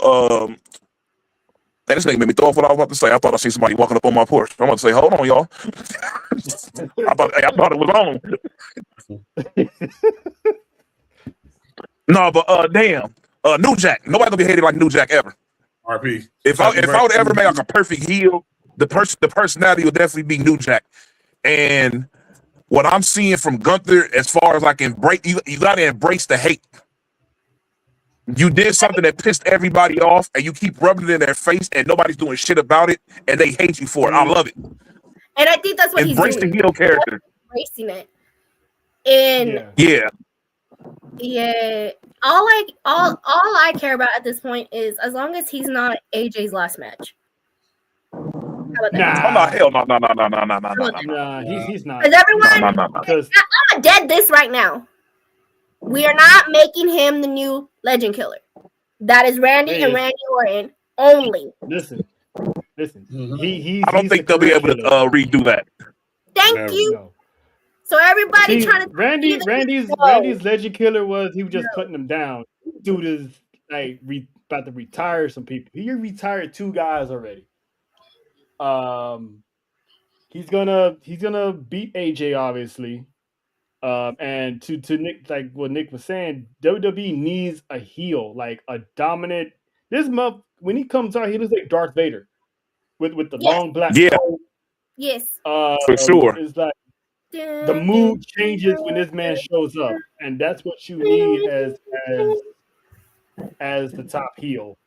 And to see him go on the run that he has, and the fact he doesn't need a title to do it, that's amazing. And he's able to put people over. Yes. That is the in my opinion, that is the greatest mark of a great wrestler. You're able to put somebody over. Mm-hmm. And he definitely helped Jey Uso throughout that run. Yes. No doubt about it. I will agree to that. Yeah, he definitely helped Jey Uso throughout that run because that whole little psychological thing that was going on leading up to that match, that shit was dope. Mm-hmm. He's definitely his mic skills are getting better, and you know what he really reminds you of? He reminds like an old like cartoon villain from like the 90s when you was a kid. Yeah. Got the little evil voice. He walks in, he got the little arrogant smile. Makes you want to slap the shit out of him. Oh, what freaking cartoon! Which is what AJ did too. He slapped the shit out of him. Yeah, he sure did. I wasn't expecting that. I don't think that shit was part of the script. Damn it! Now you're gonna have me thinking what? Like I know what you're talking about too. He's like he gonna be like the dude with the little funny little mustache on Rocky and Bullwinkle with the trench coat. Oh, yep, him. Yeah. The guy used to always go like this all the time with his mustache. Yes. Yeah. Oh, I remember. Yeah.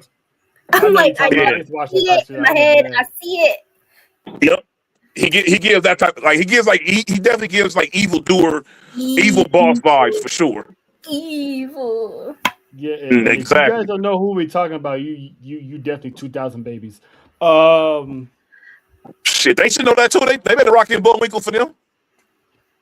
Yeah, it was trash, sure but they made one for them. Oh, they talking about CCN? Oh, bet. My bad. Oh, you got that message too. Oh, you got that too. Now, this one usually I would curse every female that ever puts their hands on Stephanie Baker. Like I always do. But I'm okay with this. Yes. Stephanie Baker, Raquel, these two, I'm loving this feud. And I'm glad Nikki Bella is out of the picture because this needs to be the focal point of the Women's World Championship right here. Yeah. I ain't gonna lie, her getting involved kind of pissed me off. I'm like, I want to spread it with some bitch be gone. I wasn't the only one. Because see, I'm like, why are you a part of this? Like, get your ass up out of here. Go to Cooper DeJean house or something. Get the fuck away from here. That's where she gonna be at now. That's where she at now. She said, "Oh yeah, for sure." Nope. Wrong show. Again, toddler. You can do so much better. That's crazy. Oh, really? That's crazy. Hey, but you know why I like what this little dynamic though, Trail, because Stephanie needs she's at the main roster. She needs like an enemy, like for sure. She needs her rival. And that's perfect for her. Like, she's supposed to be, she's so over. She's supposed to be like damn near unstoppable. Well, you're going against an unstoppable force right now. So it's really dope to see that. And if she does beat Stephanie, listen, like I had Stephanie holding on to the championship to Vegas, but if Raquel somehow comes in and beats her before then, I'm honestly not gonna be mad at it because when we go to that meet and greet in Vegas, I'm gonna take 2 of them photos. But anyway, wait, is that never mind? The other one? Nope. Not those photos. Trail. I'm about to say something crazy. Yeah, no, not those photos. Because if I ain't showing with those photos because I'm not trying to be like this.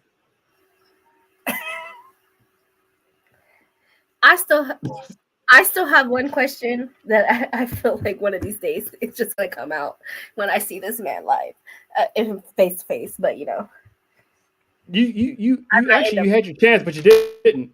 I did it. I was on my best behavior. I really was. Both times. Sure you were.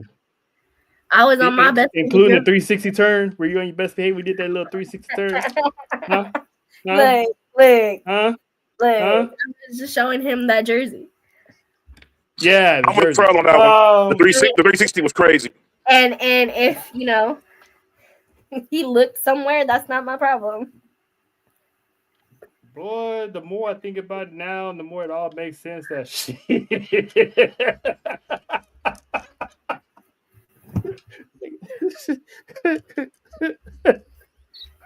I need to add that. I'm gonna need to add that clip on here.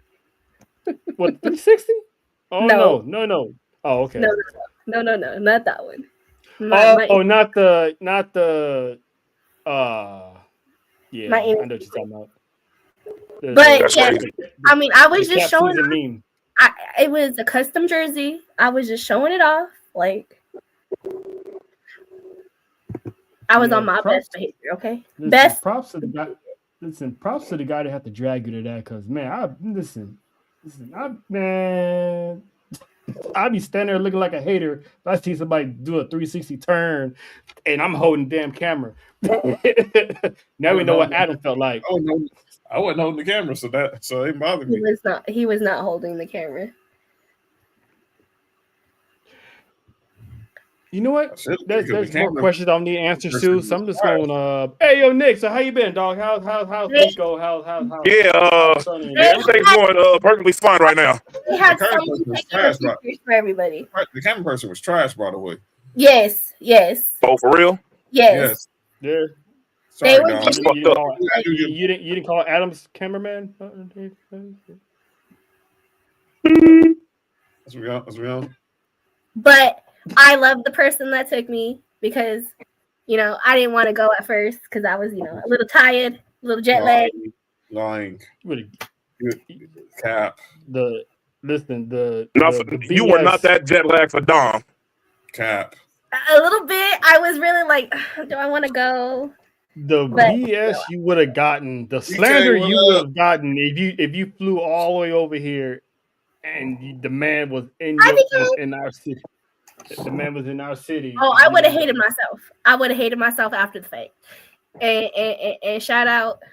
Yeah. Shout out to shout. Say let's go. Yeah, shout. He said, "Get your ass up." Yeah. Oh, I didn't want to go see. I'm too tired to see Dom. Yeah, you're kidding me. Yeah, stop capping. Yeah. That's you ain't fooling us. We know what's going on. I mean, I was comfortable. You stood in that line for 3 hours and had no issue. Oh no. Hey, look. Hey, look. I ain't mad at you. And that's the things we do for people.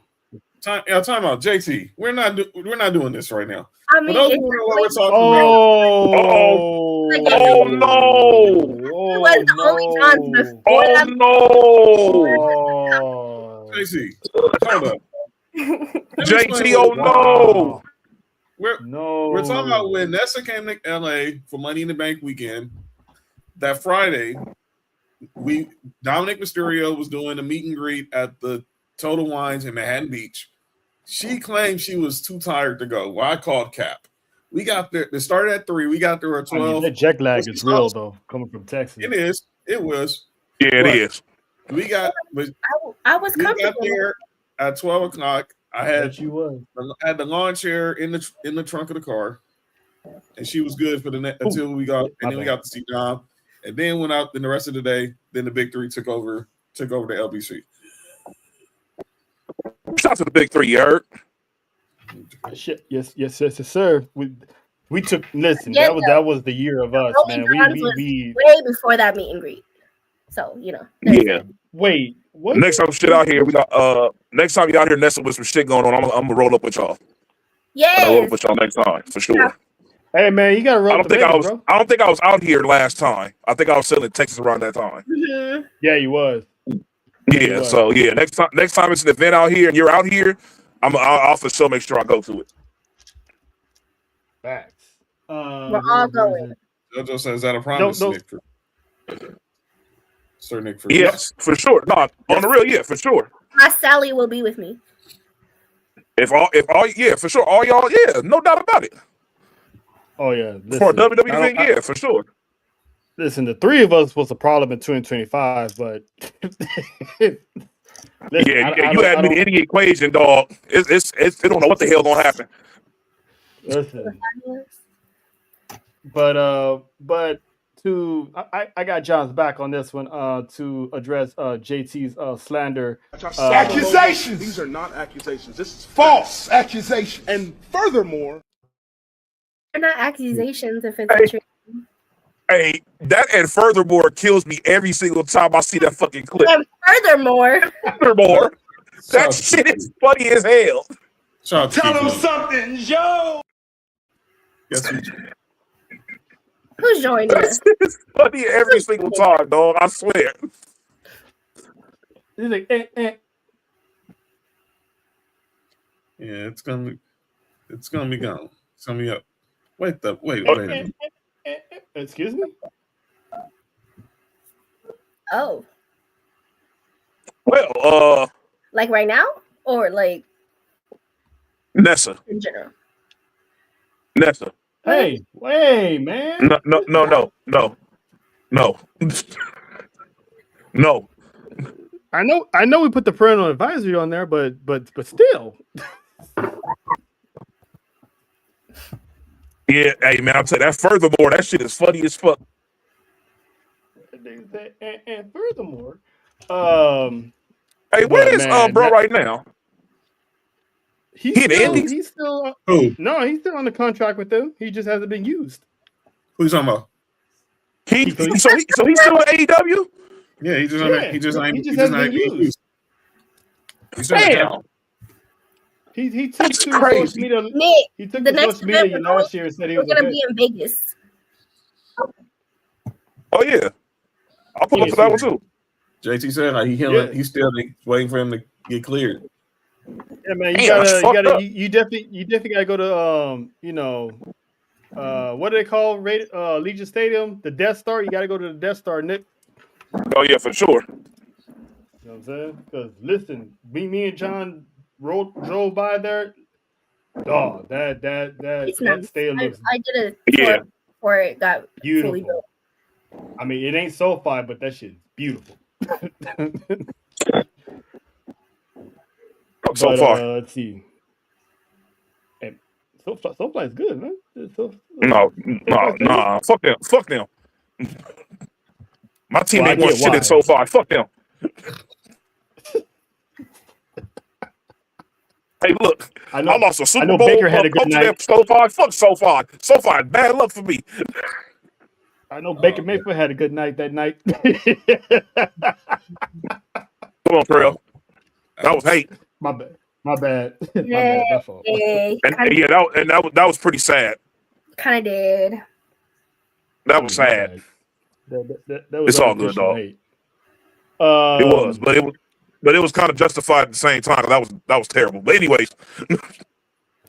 But so Becky Lynch. Oh, why? She's put on the best heel work of a lifetime in 2025. Yes. I hate to say it, but it's true. You gotta give the woman her props. She is once again the women's intercontinental championship. Due to the ref being a dumbass and not seeing her hand was on the rope in that submission. That's supposed to break it up, but they didn't. So they got the pin. So I'm okay with her winning because I know where this is going. This is going towards AJ Lee. The fact of the matter is, the question is though, when does AJ Lee get the title? Do they drag this out to Mania? Nick, what you think, man? I really do appreciate what Becky has done over the past year. for sure. This character that she's doing right now is it's doing its thing because it irritates the fuck out of me. So that means she's doing her job very well. That's what we're supposed to do. She irritates my fucking soul. I can't stand her voice. That shit gets annoying. But you can't deny what she does inside the ring. So I don't like very sloppy though on Monday for real though. Yeah, she was. It was bad. Yeah, that was the only match I didn't like because I didn't like what was going on in the match, and I didn't like the way it ended. Because I don't like the fact of you gave her the title, she went away for this training and all this other stuff, and yeah, that was sloppy. Just for you to lose it, like I'm cool on that.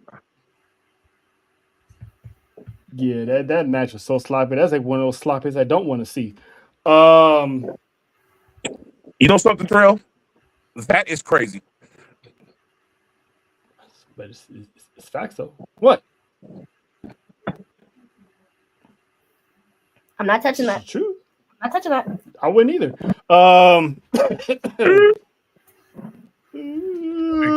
Anyway,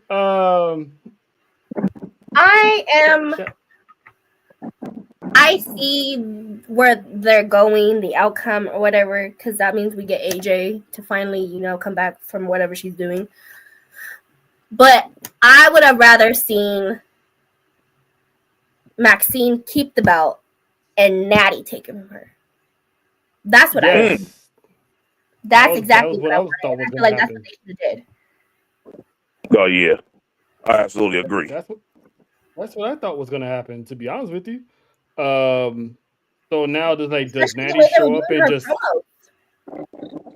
does Natty show up and destroy Maxine for losing and making the dungeon look bad? That is true. That's what I think. I don't think you need that because Becky and AJ's match is so big. You don't need the Intercontinental title. It just makes it. It just gives a little extra. But I think Natty comes back and tries to teach young Maxine there's levels to this, and this is how you get it done. And then whips her, and then beats her up something proper. That'll be me. Yeah, but I know it doesn't need the title, but I would love to see AJ Lee get a title.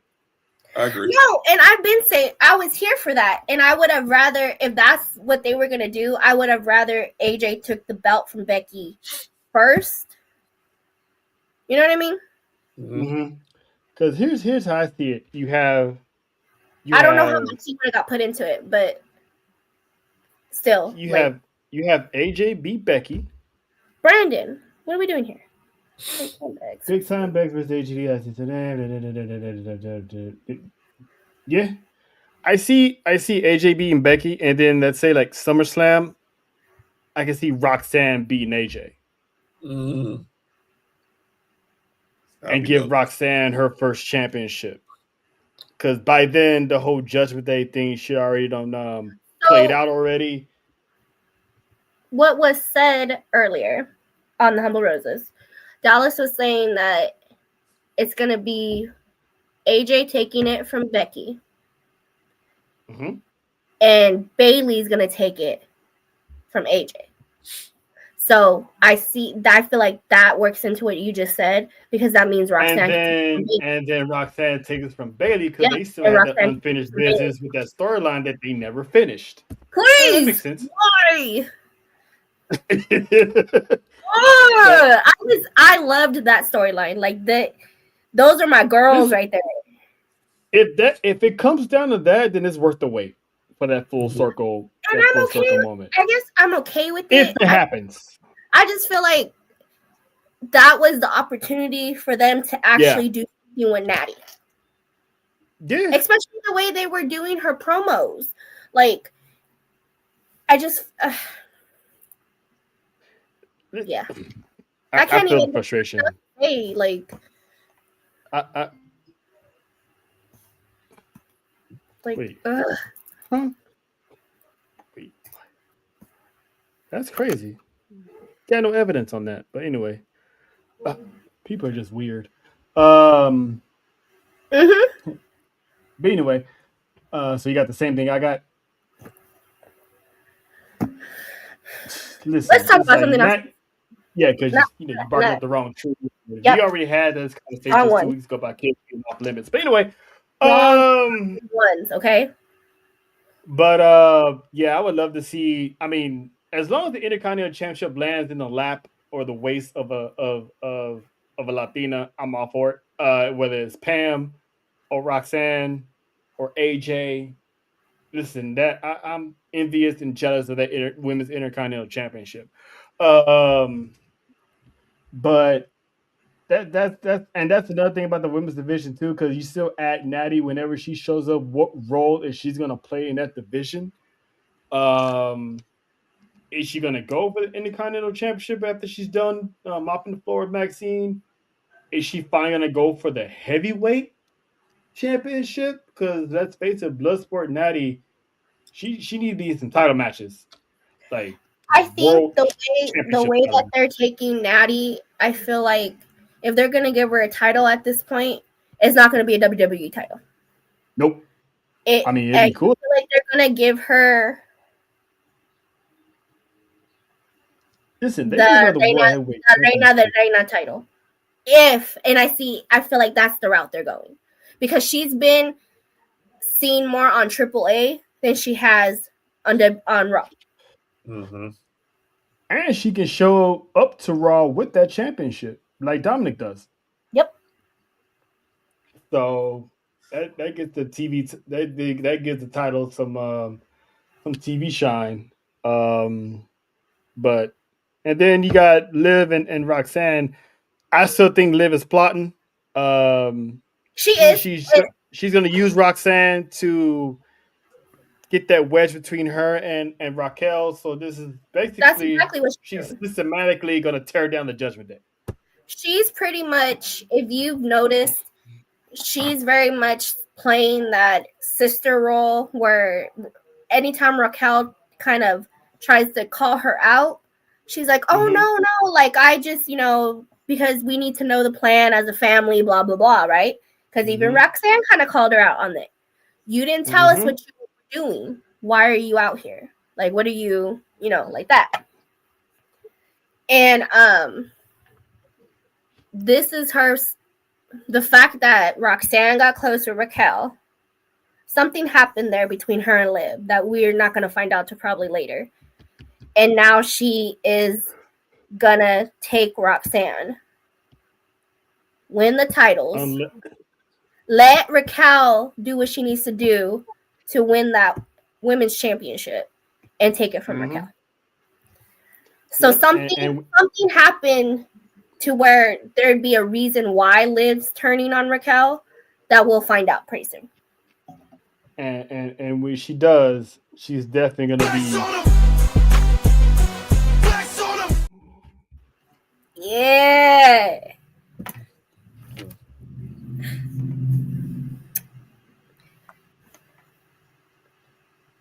I can't wait for that. Shout out to Cat Productions for that. Yeah, it's I'm anxious to see where this storyline goes because that's going to be the feud of 2026 in the women's division, which is Raquel and Liv. Give the focal point to the main talents, not just Becky and AJ. No disrespect to them, but I think there's going to be storylines coming in from the women's division, which is good, which is what we need, because SmackDown side they got their own women's division that hopefully heats up. You got the tag team division, then you have the mid card with the women's Intercontinental Championship. Then you got the women's World Heavyweight Championship. So like the women are basically they're gonna be running 2026 just like they ran 2025, and I'm all for it. And then you add in the call ups as well. So the division is about to get hella deep, real fast. So shout out to the ladies as usual. The main event. How we like this main event? The CM Punk Braun Breaker. Yes, Braun Breaker lost, but am I upset? Nope. I look at it as a test for Braun Breaker. Can he swim with the fishes, with the sharks, with the lights on bright? Um, and in my opinion, the kid delivered. In She a has a losing 5-year effort, contract. who? Voldemort. I saw Who's Chelsea Voldemort? Green. I saw Chelsea Green got a 5-year extension. Oh yeah, she ain't No, going nowhere. she's talking about Voldemort. Oh, Becky? No, that's Voldemort No, Jr. Nikki? Nah, Nikki? Nah, heck nah. I don't know how long her contract is, but she ain't going nowhere anytime soon though. If I had to guess, Un- she's another year or two at best. yeah. 5 years, I don't think That she goes. She's not doing maybe another year or two at max. Maybe more so the year part because I don't think she's doing this until her mid to late 40s. that is actually a valid question. Where does Nikki Mimi. fit It in really this? does. Where does she fit in? I would personally say nowhere, but you know, you know, I don't know. She just lost. She might come back trying to cry, talking about anything. I don't know, trying to get another shot at the title. But that is a good question. She technically is the wild card in this. Taking My eye is twitching. he can't even come up with a nice thing to say. That's why her eyes twitching. My eyes. I don't know. It is a good question. If even if she doesn't have a 5-year contract, she still has a contract. So where does she go from here? I Besides the top. mean, the way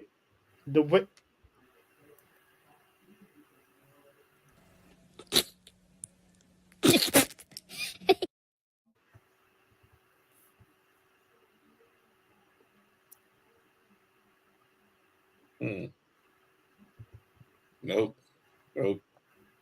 that's I'm just gonna Okay, so act she like I has didn't hear that. legend still, which means which means Oh, I can't even she's fucking flexible, without it which saying means it sounds so horrible. she's gonna be like a special attraction, pretty much. Was it Kind of like Logan Paul was before he started showing up more often. before he became Yeah, so that's pretty much what it is. She's gonna show up, put over talent, she put over Steph, kind of. Um, she didn't put over Becky. Becky was already over. So I don't know. I'm anxious to see what feud that she's gonna have next. But I'm pretty sure she's gonna keep hovering around the World Heavyweight Championship.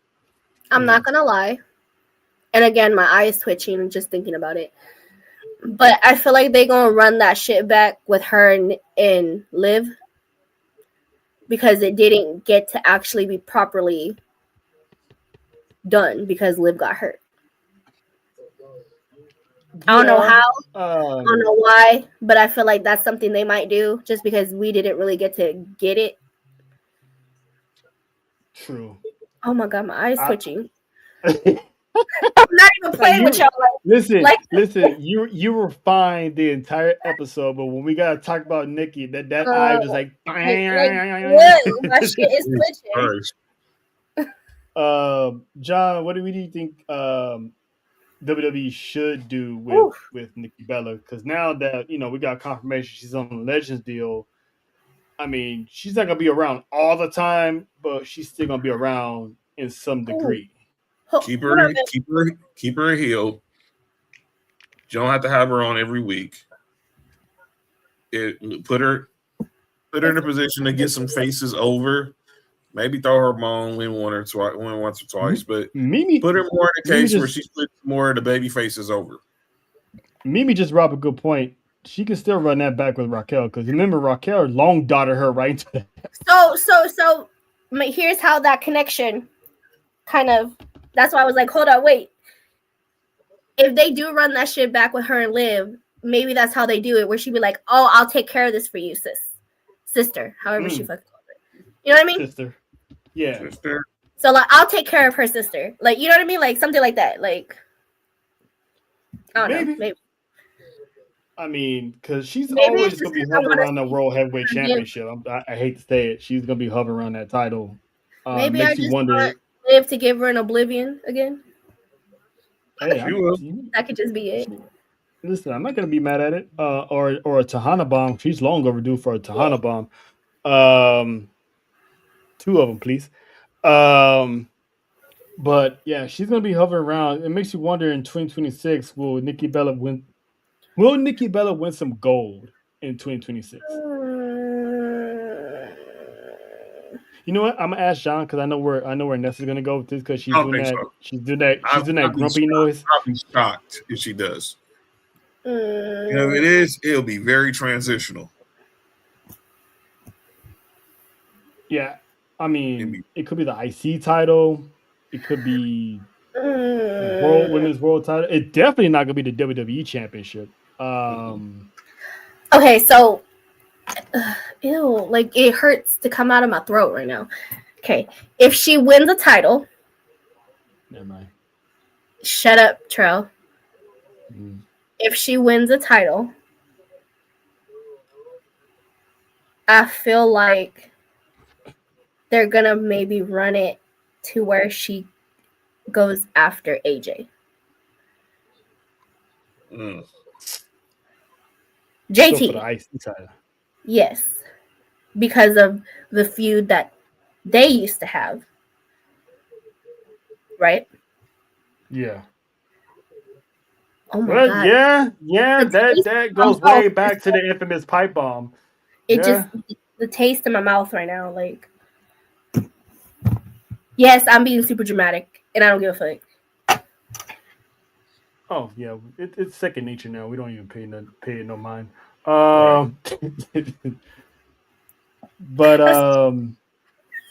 But yeah, I can see them run that back because she hasn't forgotten that pipe bomb when she told the Bella twins they couldn't like tie their Chuck they couldn't tie her Chuck Taylors. Listen, that pipe bomb she did it was facts, but she literally buried the entire division with one blow, and that's why she's forever goated. Seeing them go at it. And here's another thing too. That was a good question, Amy. That made my head hurt. Thank you. We don't want that because the migraines haven't been around lately, so let's just keep it that way. But there's another name, Nessa John, that we haven't really dropped. Me and John talked about it a couple of times at work. What if Paige comes back? Ooh, someone put that in the comments earlier. Alex. Yes. Like that would be. Didn't she come to a house show?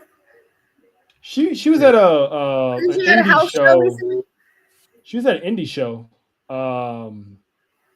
recently, and she came back with the Paige music. Yes, there you go. I seen that on Instagram. Yeah, it was an indie show. But she still goes by Saraya. She still goes by Saraya. Yeah, for now. I mean, who knows? She might come back to WWE as Saraya, but I think she did show interest of being Paige again. So I feel like that'd be. I think if that's what we're doing now and just bringing everyone back, why the hell not? I loved me some Paige. So do I. I mean, I hate to see that. You know, that match with Sasha Banks on a live event, you know, basically forced her to retire out of WWE. I'm not casting any blame on Sasha Banks or Mercedes. It was unfortunate that it happened. But that's still unfinished business with the Paige character. So if she ever comes back, you got AJ there, you got Nikki there, and then you still got Natty there. But I feel like she could hold her own too with the newer talent. Exactly. And she might sign a legend deal too, so she might not be back full time. You know, she can sign one of those little deals, get in there every now and then, or you know, it doesn't have to be all the time. Nope. And she's the reason why we got the Kabuki Warriors in the first place. Thank you, Saraya. But yeah. So, anywho, Braun Breaker loses the match. He loses against CM Punk. CM Punk retains. We got the Mexican Power Rangers show up. It was two guys. It's basically 2.5 men. Montrelis, Michael Terrell, you leave that man alone. Men.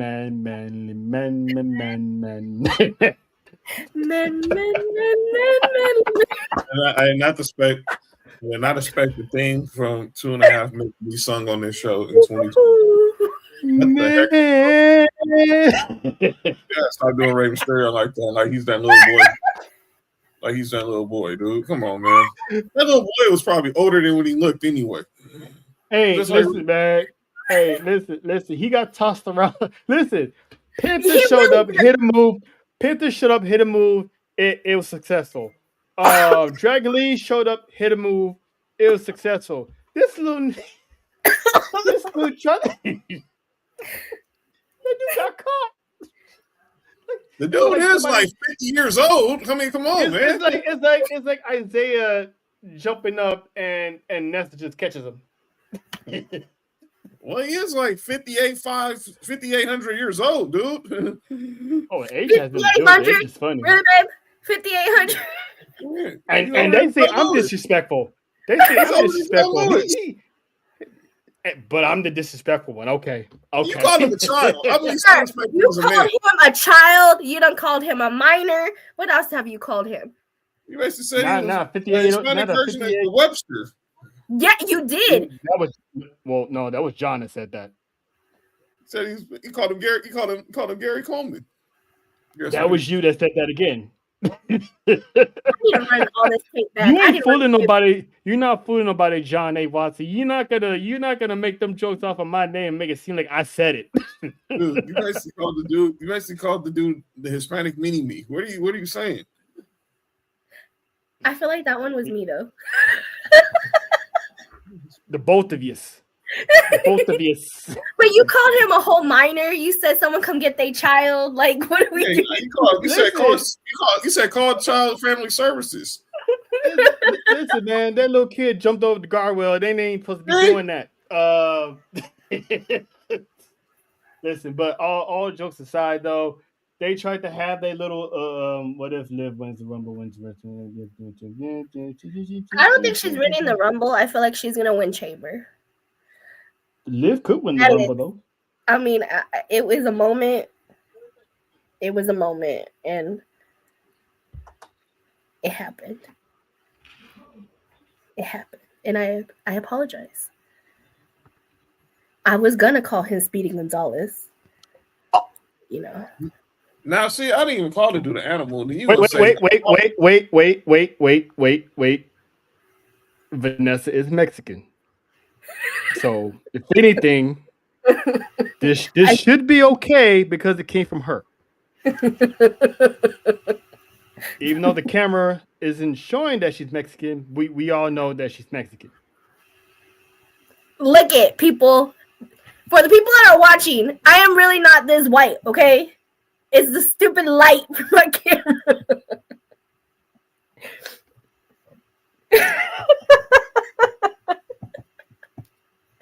I'm not Sheamus in real life. I do have color. Not Sheamus catching the I do strain. have some color. Shout out to Sheamus as he recovers from shoulder surgery, by the way. Absolutely. But you know, we didn't mean no harm, Sheamus. But that's because of the damn Mexican Power Rangers. Bronson Reed said that he hates luchadores, except for Dominic Mysterio. So we was about to have problems. We were gonna have problems, Bronson. But then you corrected yourself. So we cool then. We good. We good. Y'all cool? You all right? You cool? You cool? Yeah, we good. All right. It doesn't allow me to adjust the light on my laptop. So I'm trying to work on it. Trust me. 2026, you'll see the true color soon. Maybe you should get a different ring light. The ones that changes colors. I don't have a ring light. That's what I'm trying to work on. Oh, that's easy. It's cheap as hell. I don't got a ring light. I know. This is literally the light from my room. I know. Get your ring light. Exactly. We come in all shades of color, but I'm really not pasty. I promise y'all. I got color. Hey, Alex, you might want to sit this one out. That's great. No, I love Alex. See, 20 years friendship. I can say what I want. You're gonna get jumped. She won't. He'll be back about a Rumble. I mean, he's not relinquishing the title. Yeah, he's not hurt. Like he was injured. He doesn't need surgery. He doesn't need surgery.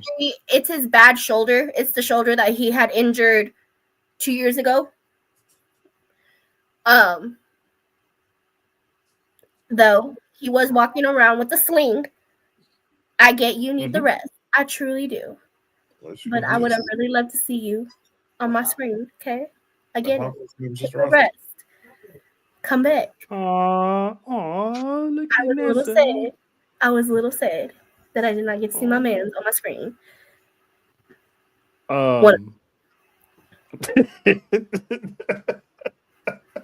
I'm glad you fixed yourself. One of them. But yeah, so CM Punk wins. So basically, that kills my theory of. I think it changes my theory now because now with CM Punk still champion, that means he's gonna basically walk into Chicago, the World Heavyweight Champion.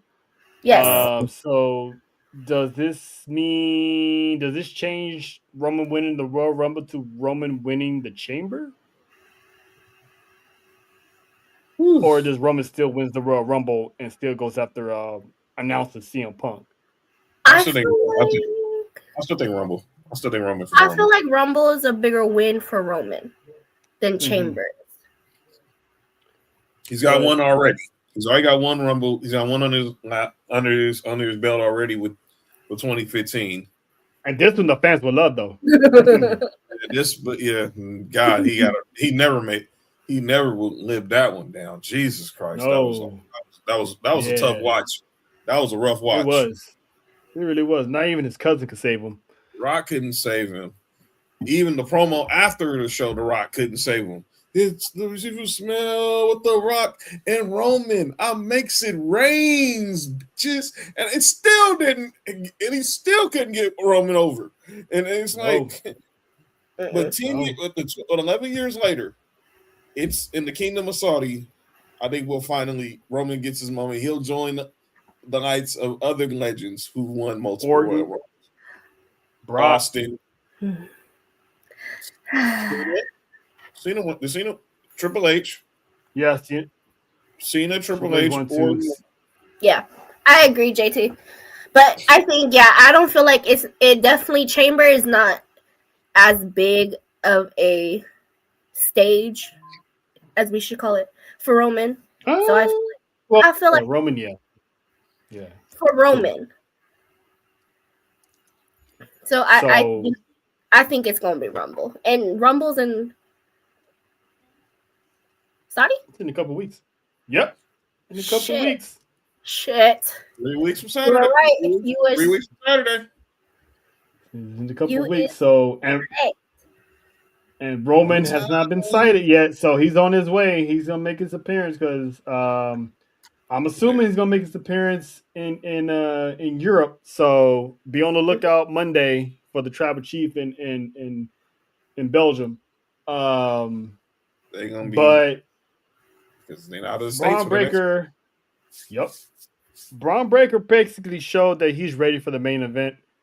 I would not be surprised if that man is in the final 4 at the Rumble, at least final 3, because if history repeats, has shown us the past couple of Royal Rumbles, every final 4 participant, whether it's male or female, has gone on to have a good year.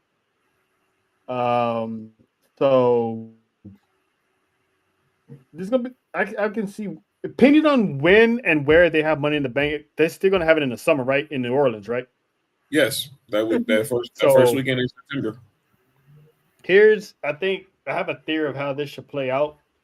Roman wins the Rumble. Seth comes back, fused with Braun Breaker because we're not just gonna forget him getting getting pancaked and speared to hell out of his Matrix outfit.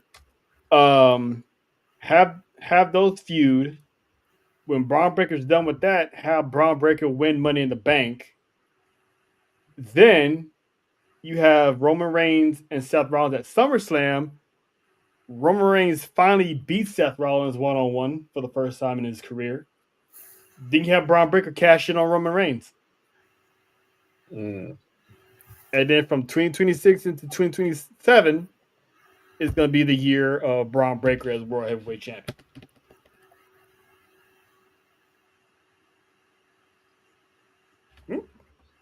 So you don't think that Braun Breaker is going to go back after CM Punk this year? I think he's going to try to, but eventually Seth Rollins is going to come back and, F all that up. Mm.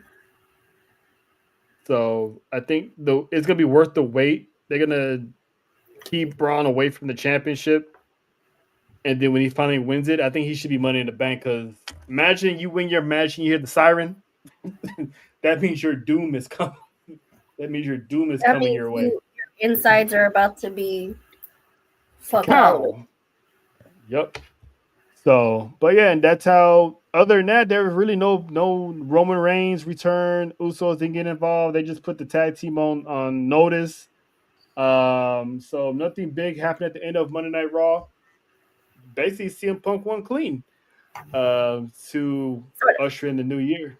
So that's pretty much what happened on Raw. So let's get to some news, because this one I know Nessa would love to talk about because she loves them so much. And that is the whole Grande Americano situation. Oh, we got problems. So Chad Gable his return is basically imminent. Any moment now, which probably could be the Royal Rumble as well. So, but WWE, basically the rumors are saying that WWE has no plans of removing Kaiser from the Americano gimmick. So, makes you wonder, are we going to get Americano versus Americano, or is Chad Gable coming back? Dude is ripped. Dude is ripped. Did you see the pictures of Chad Gable? My God. I have not seen no pictures of Chad Gable. I'll send it to you. Dude is ripped. He's been in the lab. He's been rehabbing. No, he's even more. These guys are coming back more shredded than what they were. Yeah, they are. Left. Did you not see when Tama came back and Randy come back and even Liv? Yeah, Liv got a little. Show that again. In her, and where is it? Liv got a little biscuit in her. JT, do not make that comparison, please, around Trail. I kind of agree with Mimi. I feel like it could. I think the Stranger Things was a good concept for the anniversary. I loved it. I truly did. I loved it. I love the merch. The merch I gotta get. It was pretty much what Trail experienced a year ago, exactly 1 year ago. It was a Netflix event sponsored. It was WWE event sponsored by Netflix. Oh shit! I have seen this picture floating around. I didn't realize that was him. That's damn. No way. That's exactly what it was. Like I said, it was a good concept. I think maybe they should have. I'm not even. They weren't going to get like the major stars like Millie Bobby Brown or somebody like that. I don't watch the show, so it really didn't bother me. Like what's going on, Terrell?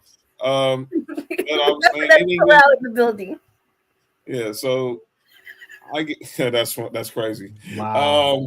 You're not doing that. Nah, it didn't really bother me with the scene. I thought it was a dope setup, and when I saw, obviously, shout out to my girl Elle Duncan was in the building. Obviously, now she works. Now she's the face of Netflix sports division now.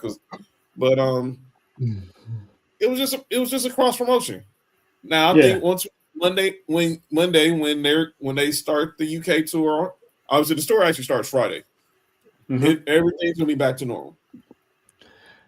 I think what it is also is I admit it, I put a little more hype on the anniversary because the first one, the first year was basically the launch. It basically a big ass launch party. All the stars are out, all the dignitaries are out, and all the stars are out. So I just like it's gonna be a repeat, but like Mimi said, it was just a regular, Monday Night Raw. First live I Raw get after it. the new year. I So I get get why, it. of course, the premiere on Netflix was so big. Yeah. So this feeling like a regular Raw when we just expected it to be something like that, I guess. Mm-hmm. You know what I mean? But Oh, he's gonna So be. I think he's yeah. gonna beat Ray Phoenix on Friday, Mimi. Oh yeah. Oh yeah. And that crowd is gonna be whooping that trick. Oh, Yep. Evolve was. I watched Evolve. Oh boy. Listen. Now I'm glad. Shout out to the Fab Four. One of us is always good with these damn segues. Um. So the end of NXT. Now let's start out. Too bad JoJo's not here because she loves this guy. I think he's quickly becoming one of her favorites, and that is the ruler Obafemi. she We've want to climb seen that tree. so does Faith and so does Money. If I want space, We've seen How does we've that tree seen trunk? vignettes of pretty much Oba's arrival on SmackDown and Raw. We've seen the videos, and the question I had was, what are they gonna do with the NXT Championship? Is he gonna relinquish it? Is Leon Slater gonna pull off the unstoppable the non the is he gonna pull off the unthinkable and take the NXT championship to TNA? That was a possibility. So the main event of NXT had I do too. Obafemi pretty much going toe to toe with Leon Slater, and Leon Slater held his own, put TNA on his back, Yeah, they're but he good. fell short. He fell short, obviously, but the end of this show is going to be the most talked about all week because when the match ended, Oba did his finisher, but something wasn't right with me because Oba was standing there a little bit too long than usual as the show was going off the air. So Ava was in the back, pretty much giving the whole Evolve roster a pep talk because with her announcing that Javon Evans, Tripp Williams, Jordan Grace got their call ups, That's there's better. room last legend. So there's room to grow on NXT. Then Rob Stone came in panicking. Somebody, did you see what happened? She's like, no, what happened? My guy, when they went back to the ring, he just pretty much hit the Kobe Bryant, was like Oba out, left the Very title much. in the ring and disappeared. That was the most chilling thing I ever saw because he not only they gave him the Oscar treatment, but this was 10 times better because it wasn't announced, it wasn't paraded. He just pretty much said, "I did all I can," and to me, this is a warning shot to the main roster. Like this man is on his way. That's the ruler is on his way, and I listen. I pray for the soul of the roster that this man shows up on. So shout out to Minnie. Shout out to my girl Minnie. She pretty much was like, that is how you send someone up or you retire someone. Mm-hmm. With a win, quietly, powerful, simple. Mm-hmm. She gave her props to Shawn Michaels, told Triple H he needs to, take some pointers. She did. She did. Hey, I'm not. It's still funny. That's all. I'm paraphrasing, but that's pretty much what she said. And the fact that he did that, because we obviously already knew that because the fact that he had his match with Cody, and like Alex said, he has unfinished business with Cody. And obviously now he also has some business with Drew. Because Drew pretty much fucked him over. That call-up was coming. So I love the way they did that. Because everyone knew it was happening, just didn't know when it was happening. Yeah. So the fact that he won his last match and then just pretty much said, it is time. And I can't, my voice can't go that deep. I try to do the Rafiki. I can't. It is time. Yeah. And that's assuming the man goes to SmackDown. Yes. Think about it. If he goes to Raw, Brock Lesnar's over there. Roman Reigns is over there. Please stay away. Please stay away over from there. Dominic. Stay away from Dominic. Just Dominic, run away. now other way. Okay, just now Nessa, we all know he has a track record of not being the smartest knife in the drawer. I know, está pendejo sometimes. I love you. Bien pendejo. Like, listen, not knowing the time zones, he's never. I know. And I'm gonna stick beside him. But I know. I get it. You know, you can't fix stupid, but you might as well still love him. You motherfucker. Fuck you. Fuck you. It is what it is. You're a strong woman. You know, salute to you. John, what does Oba's absence means for the NXT roster? Because Tony D'Angelo was staring at that championship. So what's next for him, and that who's you see stepping up to, as you always say, be the guy to follow the guy? Because Obafemi was the man in NXT. If they want to play it safe, Alex, you go with Ricky Saints because he was a former champ. But if you're really trying to go to the next level, let's see if Tony D'Angelo's ready. I think you do a tournament. You talked about it this morning. You do a tournament, maybe make a fatal four-way, get fatal four-way style. But by Vengeance Day, we should have a new NXT champion.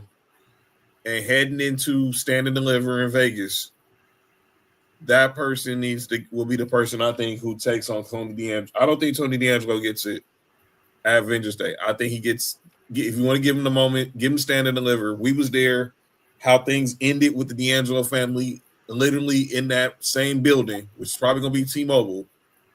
Stacks turns on them, and then the family just implodes from there.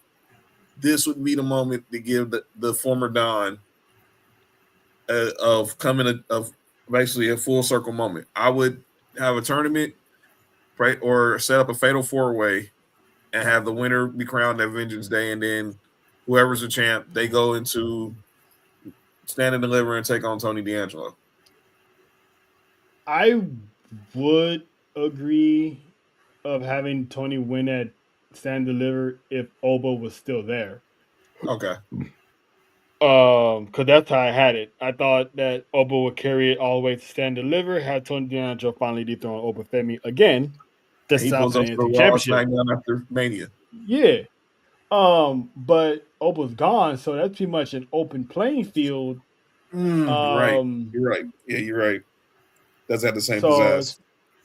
So I think if you have maybe Tony be the one to win it and then build the number one contender from there to challenge him at Stand and Deliver, because I can't say Javon because Javon's gone. So maybe Ricky Saints gets another rematch with it, or maybe he gets called up. I don't know. Because they're calling up a lot of people at a rapid rate at this day and age, so ain't no telling. Because we didn't even get the match between Javon and Ricky Saints. We did. Well, I thought it was gonna be more than that. I mean, basically, it was basically Javon's goodbye. It was basically Javon's farewell match, basically. Well, that's crazy. I get that they were doing these signs secretly, whatever. Ooh. But if they were gonna do a signing and bring him out, why not do it after the commercial? That was on that. That If was you were going to do it during the show, then do it on camera. Mm-hmm. Yeah, that Exactly. was just wasn't one bad part. I was so mad about that. I was like, really? This kid has been waiting for this moment and is doing a Netflix commercial. Yeah. Oba gets video packages and stuff. Javon's actually been appearing on Raw and SmackDown in matches, but he gets his shine on a break. That's crazy work. That is crazy work, Triple H. You my guy, but sometimes that's crazy work. So some news and rumors here, real quick. The injuries. There's been a couple injuries that happened during the holiday tour. The first one was Michin having shoulder injury during her match with Jade, and then following that, we had another injury, and that is BFAB suffered a concussion during the holiday tour in a match with Jade Cargill. So I'm wondering, there's one or two things here. Either Jade still needs more work and is not calling her an unsafe worker, but you get what I'm trying to say. Or is this a storyline where she's putting girls down in her path until we get the eventual return of EST? This was during a house show? Yeah, this is the holiday tour. Yep. I'm doing the holiday tour. I get that they're trying to make her this dominant. She's gonna stay dominant. Time out. Ooh. Mimi. The bouncy bun brigade, the Triple B. That's what I got. Hey, shout out to the Triple B. The Triple B, huh? Yep, we're gonna be getting a whole lot of that in 2026. But anyway, smack. The ripples. Anyway, I mean, if you go look at your text messages, you will. Ew. But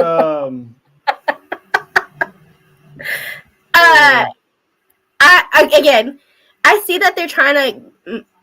She is a dominant champion, and they're trying to perceive her as that, right? It's a house show. You don't have to go as hard, right? Mm-hmm. It's like practice. I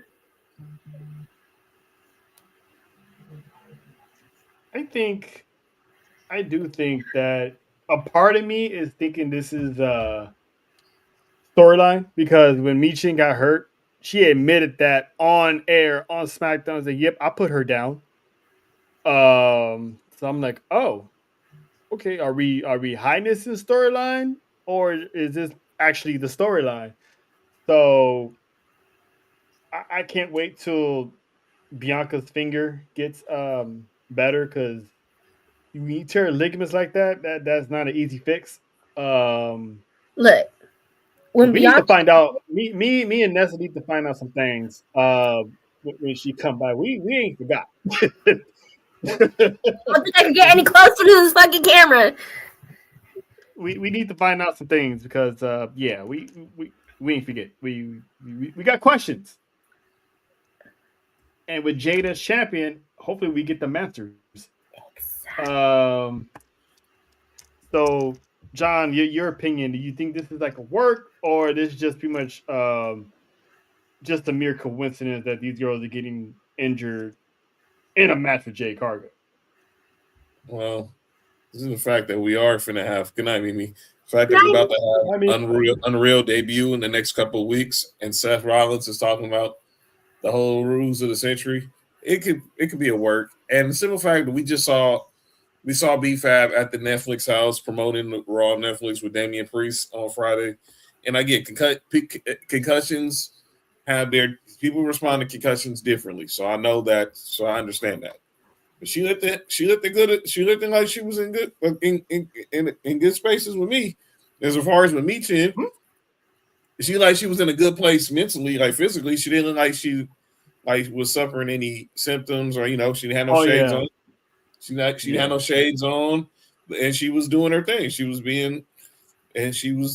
her and Priest was mingling and doing everything. Obviously, we saw Michin had the shoulder has the shoulder brace on. She's rehabbing. Yeah, so I think, and then like I said, I thought it was real, and I was like, oh, that's not good. But then, like you said, when Jay comes out and say, yeah, I put her on the shelf, I was like, oh boy. And speaking, while we're talking about Michin, shout out to Shelton Benjamin because Shelton Benjamin trolling her on the cell phone. That's exactly how it was when Nessa had that knee brace on. So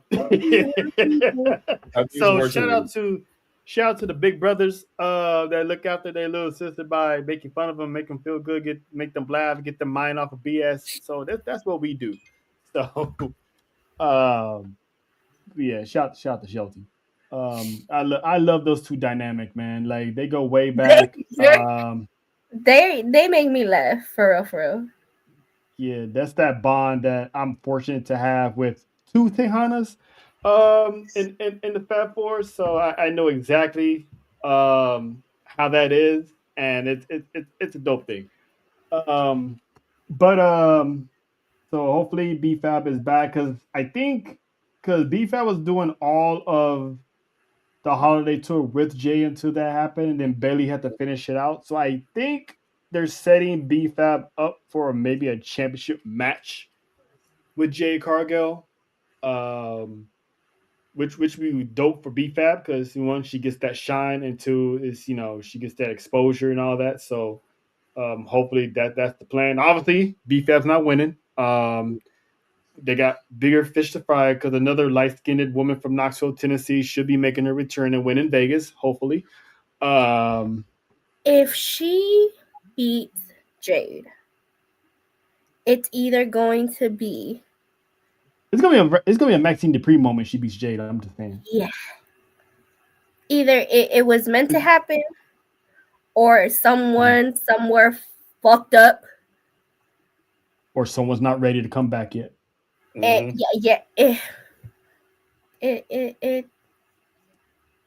would not be mad if B-Fab pulls off the impossible because it's really hard to sit there and say because if you in real life, if you think about it, ain't no fucking way, right? But this is the WWE, and we've seen some shit happen. We've seen some miracles happen. Right. Mm-hmm. So, I mean, listen, if she does win, that's another graduate from the Natty Dungeon that's won gold. Mm-hmm. So, shout out to the Dungeon. Shout out to Natty. She's producing these women, and they're delivering in the main roster. So, I'm happy to see that. But I doubt it. But it might. It's a possibility. Does Bianca and Jay need the title? Maybe not. But we just need that. We need answers. Yes. I need answers because I know for a fact, and I will stay dying on this hill. Bianca had something to do with the attack on Jade. Accusations! These are not accusations. This is false accusations. And furthermore, babe, Naomi did not do it by herself. I know. But it wasn't. But yeah, but my theory got killed when Marsha ended up leaving the TNA. Got released and ended up with TNA. And Lash stayed around. Now she's with Nia. The way that Naomi played La Loca tells me that Bianca manipulated her without even knowing, in a sense. Mm-hmm. Mm-hmm. I believe that. She guilty. Even inadvertently, she's guilty. Guilt. Accusations. But listen, whenever she finally comes back, we need that closing chapter to that case of who done it. So NXT call ups, Jordan Grace, she's was announced that she signed. News broke this morning that we already knew, but Obafemi has officially signed to the main roster. He's main roster bound. It still remains to be seen where. Javon Evans is on Monday Night Raw, so he's officially said. Trick Willie is on SmackDown. There's another name coming out of NXT that WWE is considering calling up, and despite what ATD might feel about this person, it's long overdue. And it's probably well deserved, and that is the current reigning defending NXT Women's Champion, JC Jane. Why? The woman has been putting in some solid work throughout 2025. I have so many comments about this picture. I know.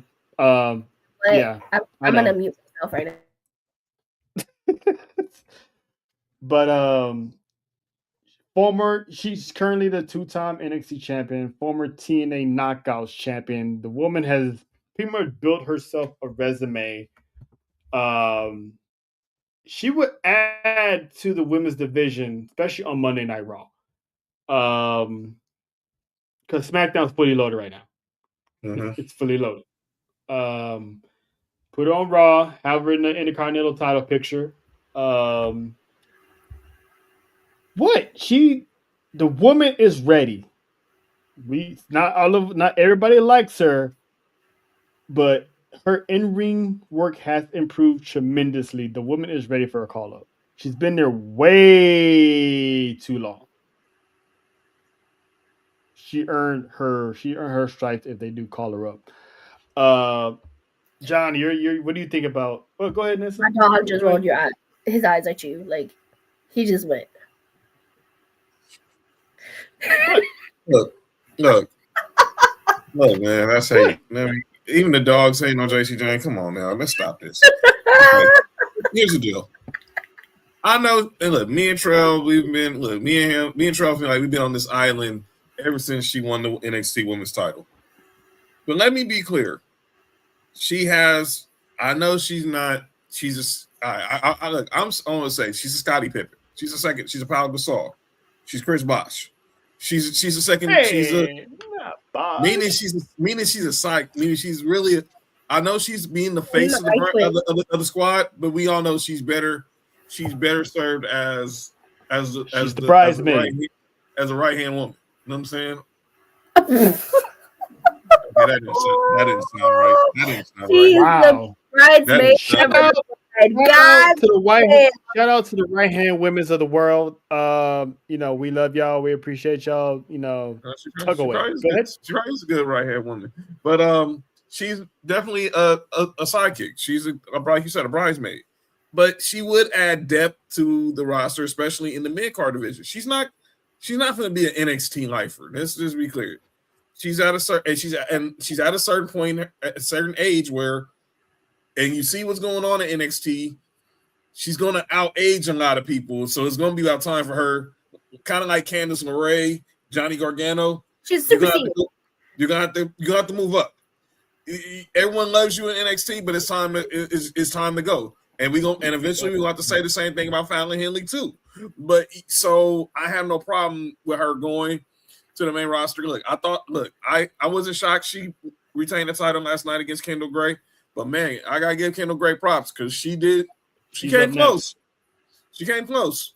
She was just a Fallon Henley rope pull from being a double champ, and now she got some work next week on Evolve because she has to defend the title against Callie Armstrong and PJ Vasa in the triple threat, and then Wendy Chu called her out. So now Wendy Chu looking fine though. Yeah, I'm loving her character development. So I think with JC Jane goes, I think maybe eventually Fallon goes because if Fallon eventually goes behind her, and Laney Reed stays, it's gonna have to stay in NXT, and because she's not ready, because she's definitely not main roster ready, and you get the call ups. I think for sure Callie Armstrong and Kendall Gray Kendall Gray to me she's NXT, but they add Callie Armstrong to that mix to get called up, and just go from there. Yeah, It's I think Callie Armstrong. More the women than it is the men from Evolve when I looked at that roster trail, and that's it. Yeah, Callie Armstrong needs to run through. She needs to run through NXT. Would, but I don't see JC Jane relinquishing that championship. So who beats her? Does Lola Vice gets another shot? Because she still owed that rematch after getting screwed the first time. Is this finally Lola's time? Maybe, or maybe give Zarya. Zarya. I'm still waiting for that Zarya Ruka feud before Ruka gets called up. Well, Ruka sounds like she's coming for the NXT Women's title. She says she's gonna be the one that takes down JC Jane. And then I think she could. I mean, have her stick around for a bit. Yeah, because clearly you don't want to oversaturate the main roster with all the top stars. Deliver. Have her soul getting snatched in Vegas. I love a good soul snatcher. Yeah, so do I. It's been a while, but you know, I love a good soul snatcher. Yeah. Yep. Too. But anyway, finally made it to the end of the show, and this is the one I've been waiting for, ladies and gentlemen. We get to our final segments, and this one is this is what we like to call the new and improved. You know, this is what we doing. We doing this. What we doing? I made this song. You like it or what? How about new? How about no? This is what we doing. That dude looks nothing like me. But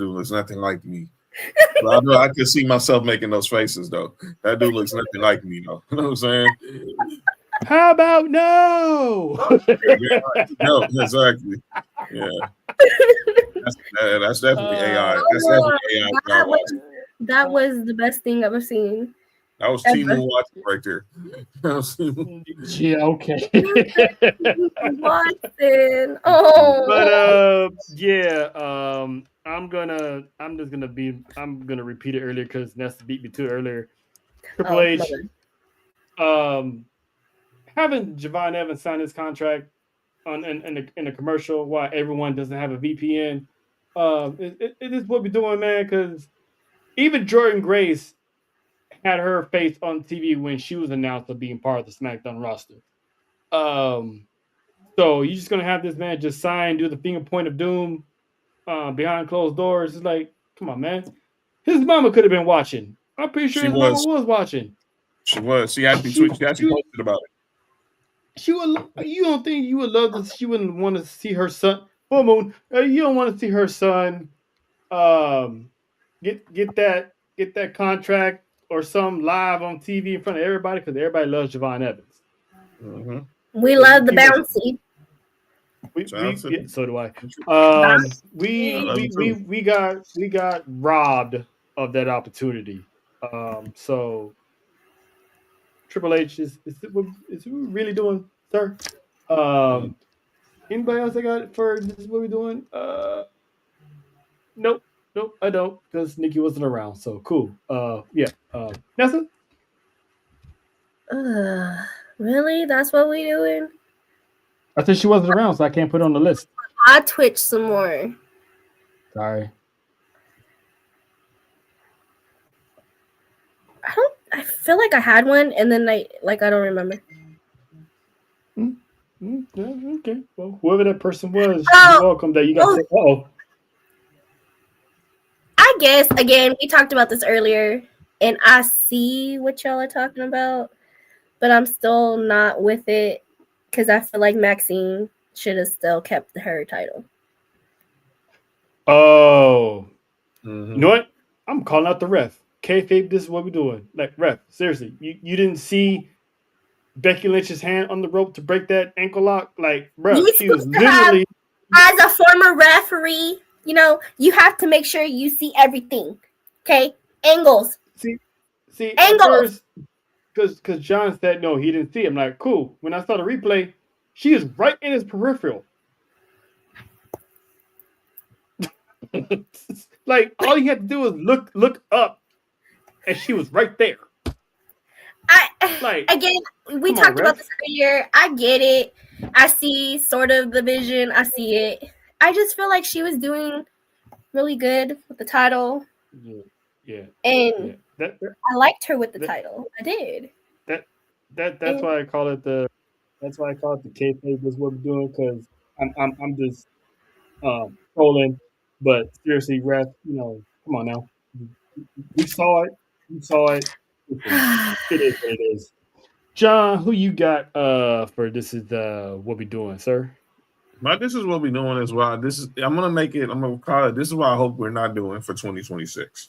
Ooh. Look, we're talking about, and look, I'm not the one to defend Triple H all the time, but I'm getting tired of people using his name for clout. So this is what we're doing is to people like MVP, Vince Russo, who bring Triple H's name up just because they know there's a segment of fans who gonna find everything he do bad and everything he does. So this was about a month ago when MVP was doing an interview. He said that Tony Khan is an is a better person all around than Triple H. And then you had Vince Russo at an indie show saying that Triple H was afraid that Karrion Kross was going to be a bigger star than it. My hope is this is what we're doing. This is what I'm hoping we're doing. Don't do for 2026. Look, if you have an issue with anything Triple H does on the creative side, you can have that. But let's not nitpick over every little thing, and let's just stop bringing up his name just for the sake of bringing up his name. So that's this is what we're doing. Stop just using his name for clout, because you're there now, MVP. You're with AEW, be by AEW. You can still have an opinion, but let's not make this be every interview in somehow your name, Triple H's name pops up. It's starting to get like Skip Bayless when it comes to LeBron.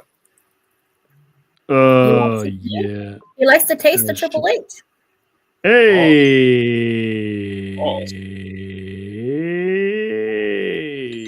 No, we're not doing this again. Why not? We're not doing this again. That's what it is. That's what it is. No. We're not doing this again. We're not doing this again. No. I mean, but that's what it is. Yeah. No, but no. He likes the taste. The reason why he said that, because Tony Khan doesn't know when to say no. He lets the wrestlers do anything and everything without restrictions. I mean, for God's sakes, he let a man get stabbed with a screwdriver. He let a man crash through actual glass that could have lacerated his skin, that could have cut a vein, and he would have bled out on TV. He of course they would let him do that. He caters to everybody. It's not Triple H's fault that, eventually you gotta make room for the younger stars. That's it. And the whole narrative of him saying Triple H don't like black people, that's gone out the window, because look at Oprah Femi, look at Trick Williams, look at Carmelo Hayes, look at Last Legend. They look pretty dark to me. So they don't look like me. You know what? We had one too many jokes to those already, so I'm just gonna leave you alone. But yeah. So like, move on. You just signed that bitter, toxic ex that you claim you dumped the person, but you won't shut up about him. It's like it's kind of sad too. It's like, we get it. For some reason you didn't like him. Cool. Move on already, like John said. Now our closing segment is what we like to do. Is we like to give our flowers, as we all know, call it as we acknowledge. I I gotta do an AI for that one. But I'm gonna start this one off because I have a two-parter. This one, since we're on the topic of AEW, I want to give acknowledgement to one Willow Nightingale. Signed to AEW years ago. She's been screwed out of every championship. She should have beaten Athena in Ring of Honor a long time ago. Didn't. She was the TBS champion and fell short to Mercedes Monet, which started her, juggernaut of a title collecting tour. And yet she was the first person in AEW to hand Mercedes Monet a loss for an AEW championship, while being one half of the inaugural women's tag team champions with Hardy Cameron. By the way, protect Hardy Cameron at all times. So this woman, like, she has a great career ahead of her. I like her vibe. She's spunky. She gets the job done. She can be a powerhouse, but also at the same time, she's very entertaining. So that's my acknowledgement is Widow Nightingale. Congratulations on beating Mercedes. The Mercedes downward spiral continues, and I'm loving it. Fucking time. I knew it was gonna happen. They're gonna build her all the way up, and little by little, And like Thanos, she gonna fall. Yep. Thanos got what he got eventually. So, but I'm happy for her. That's a beautiful woman, very talented woman. So hopefully her reign lasts longer. Her, Chris Statlander, it's good to see best friends winning gold at the same time. We've seen it with Eddie Guerrero and Chris Benoit, best friends having gold at the same time. Like Sami Zayn, Kevin Owens winning the tag team championships together. It's good to see good friends having that moment together, and those two, storyline wise, have been up and down. With they hate each other, they like each other, they're cool with each other, they can't really stand each other, they don't trust each other, and now they embrace as champions. So shout out to them. And I have another one, but I'm gonna say that one for last. That's you got anybody want to show some love to?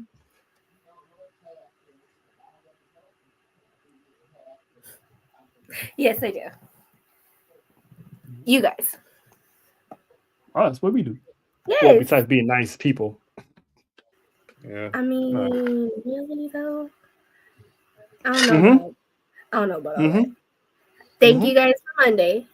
I felt very special, very appreciated. Y'all made my face leak. Damn it. That's why you turned the camera off? Yes. I had my 5 seconds of emotion. But yes, I appreciate you guys very much. And it was a very good start to 2026. So that is my acknowledgement. I'm gonna have to get a crying meme on here somewhere. Yeah, you know what, John? I'm gonna get that one clip of that one guy that the infamous one when he was in that when he was getting that intervention, and he's like, really? That's crazy. You got anyone for acknowledgement? You know what? I take that. You're at this is what we doing. Nope, no ending givers. You said what you said. All right. We love you, Nessa. I'm gonna piggyback on what you did with this is what we acknowledge, and I'm gonna go the entire AEW Women's Championship division. So this is the shot. You see the shot where Terrell had in his picture right there, Willow Nightingale. That was taken from this picture right here of your AEW Women's World Champion Chris Statlander and Willow's tag team AEW Women's World Tag Team co-holder Harley Cameron. I'm gonna start left to right. I'm gonna go right to left. Chris Statlander. Obviously, she's came a long way from being with the best friends and everyone calling her alien girl and blah blah blah. But she's currently a powerhouse.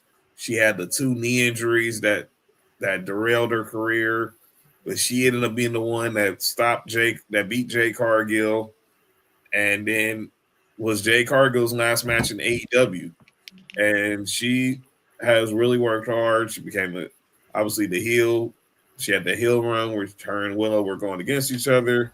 And now, hey Kayla. what up, Kayla? And then Kayla. And then now she's the world champion, being the one that defeat Tony Storm, which says a lot, because they could have chose anybody else, but they chose a homegrown talent like her to be the one that take out arguably one of the biggest stars in professional wrestling. Now back to Willow. You heard everything Terrell said. I second it with how she came onto the scene. Obviously, I saw her a lot on AEW Dark, and she worked hard. Won the Owen. Obviously, became TBS champ, but lost it to Mercedes. And she's been waiting those 584 days to get that belt back. Being the first woman to compete in the Blood and Guts match, I thought that was dope. And her and Kari Cameron as tag team champions is just gold. And now we go to Harley. Clearly, she's their version of Chelsea Green, R-Truth, and clearly she's came a long way development-wise, but character-wise, she's always been very entertaining. Whether she was with the Outcast, or when she was with PT. That's what she says. Yeah, with the chaos. I mean, with the Nightmare Factory crew. But now her and Willow's the Babes of Rap, being the first World Tag Team champs. Her going over back to her home country and actually hanging with Mercedes Moné in a match. She's done a lot in this last year, so I respect her. I salute them, and hopefully more things to come as they continue their road as champions in 2026. Yep, I second that as well. And public service announcement: protect Harley Cameron at all times. Yeah, we gonna keep repeating that. Protect Harley Cameron, protect Chelsea Green. Please and thank you. Those women are putting in some good work, and they're talented as hell. And Harley Cameron, I give the edge over Chelsea because of the simple fact that she did a music video with a puppet. Shout out to Minnie Monet. Look it up. Oh, it's fun. No. It's fun. No, literally funny. You would die laughing. I'm telling you. Harley Cameron is a musician as well. The woman is very talented. She can sing. She got a voice. Mm-hmm. That woman has a voice. My last spotlighted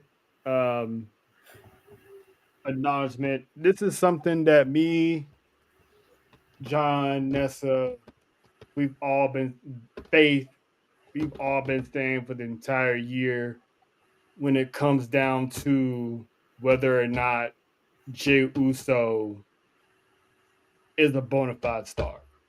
Mm-hmm. We got on one side, the internet saying one thing, and on the other side, reality. So the best in the world, CM Punk was a guest on Busted Open Radio, and he actually spoke about Jey Uso and the unneeded backlash that Jey Uso gets. I was able to get this clip because it's under a minute. So let's hear what Phil had to say about Jey. Jey Uso in every arena, I'm battling with John Cena and Jey Uso as who sells more t-shirts on any given night. Everybody's going crazy for his music. They're yeeting. They want him to run it back. This dude can go out on TV for 10 minutes and just yeet. Yeah. But then if you went on the internet, oh, he's the worst wrestler alive. Is he? Or are you just extremely hyperbolic? Everything nowadays, this is the best thing ever. This is the worst thing ever. I don't like this, so you have to not like it too. And it's really just like what you like, champion that. I try to stay away from the negativity. Yeah. Jey Uso is fucking phenomenal. Yeah. He is 100%. We just live these lives that are so public that everybody wants to point fingers and like laugh if we slip on a banana peel or make a mistake.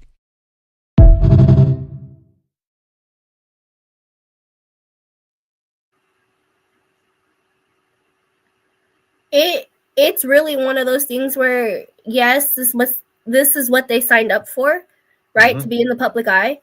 But we also have to remember that just because they're in the public eye does not mean that they deserve the type of hate, ridicule, and just the bullshit that y'all be giving them. Like, imagine if that was you, literally being teared down every single day, all day long. You would feel some kind of way. Yes, they gotta have tough skin, this, that, you gotta have tough skin. You can only be poked at for so long, for so many times before you crack. Anybody. They are people too.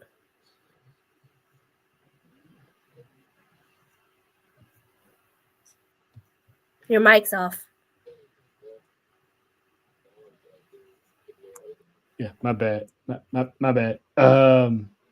But yeah, and messing with the mental health because you try to stay strong, but like that stuff gets in your head, which is like that's why I always felt bad for Jay because all that stuff I know he reads Twitter. I know he reads the comments what people are saying about him, and I know it keeps getting into his head.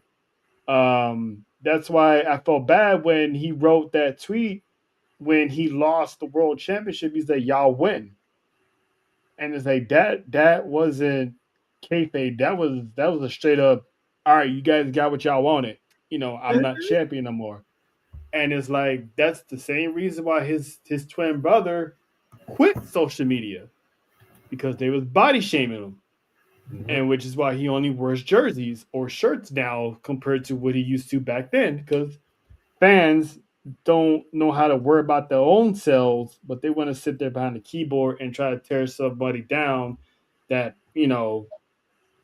that's doing their own thing, living their own life, raising their own family, and all this stuff. So I acknowledge CM Punk because he's always been the one that's been vocal online when it comes to fans, and so is Drew McIntyre.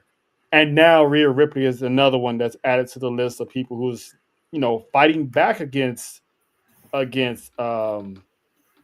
saw that. I read that tweet.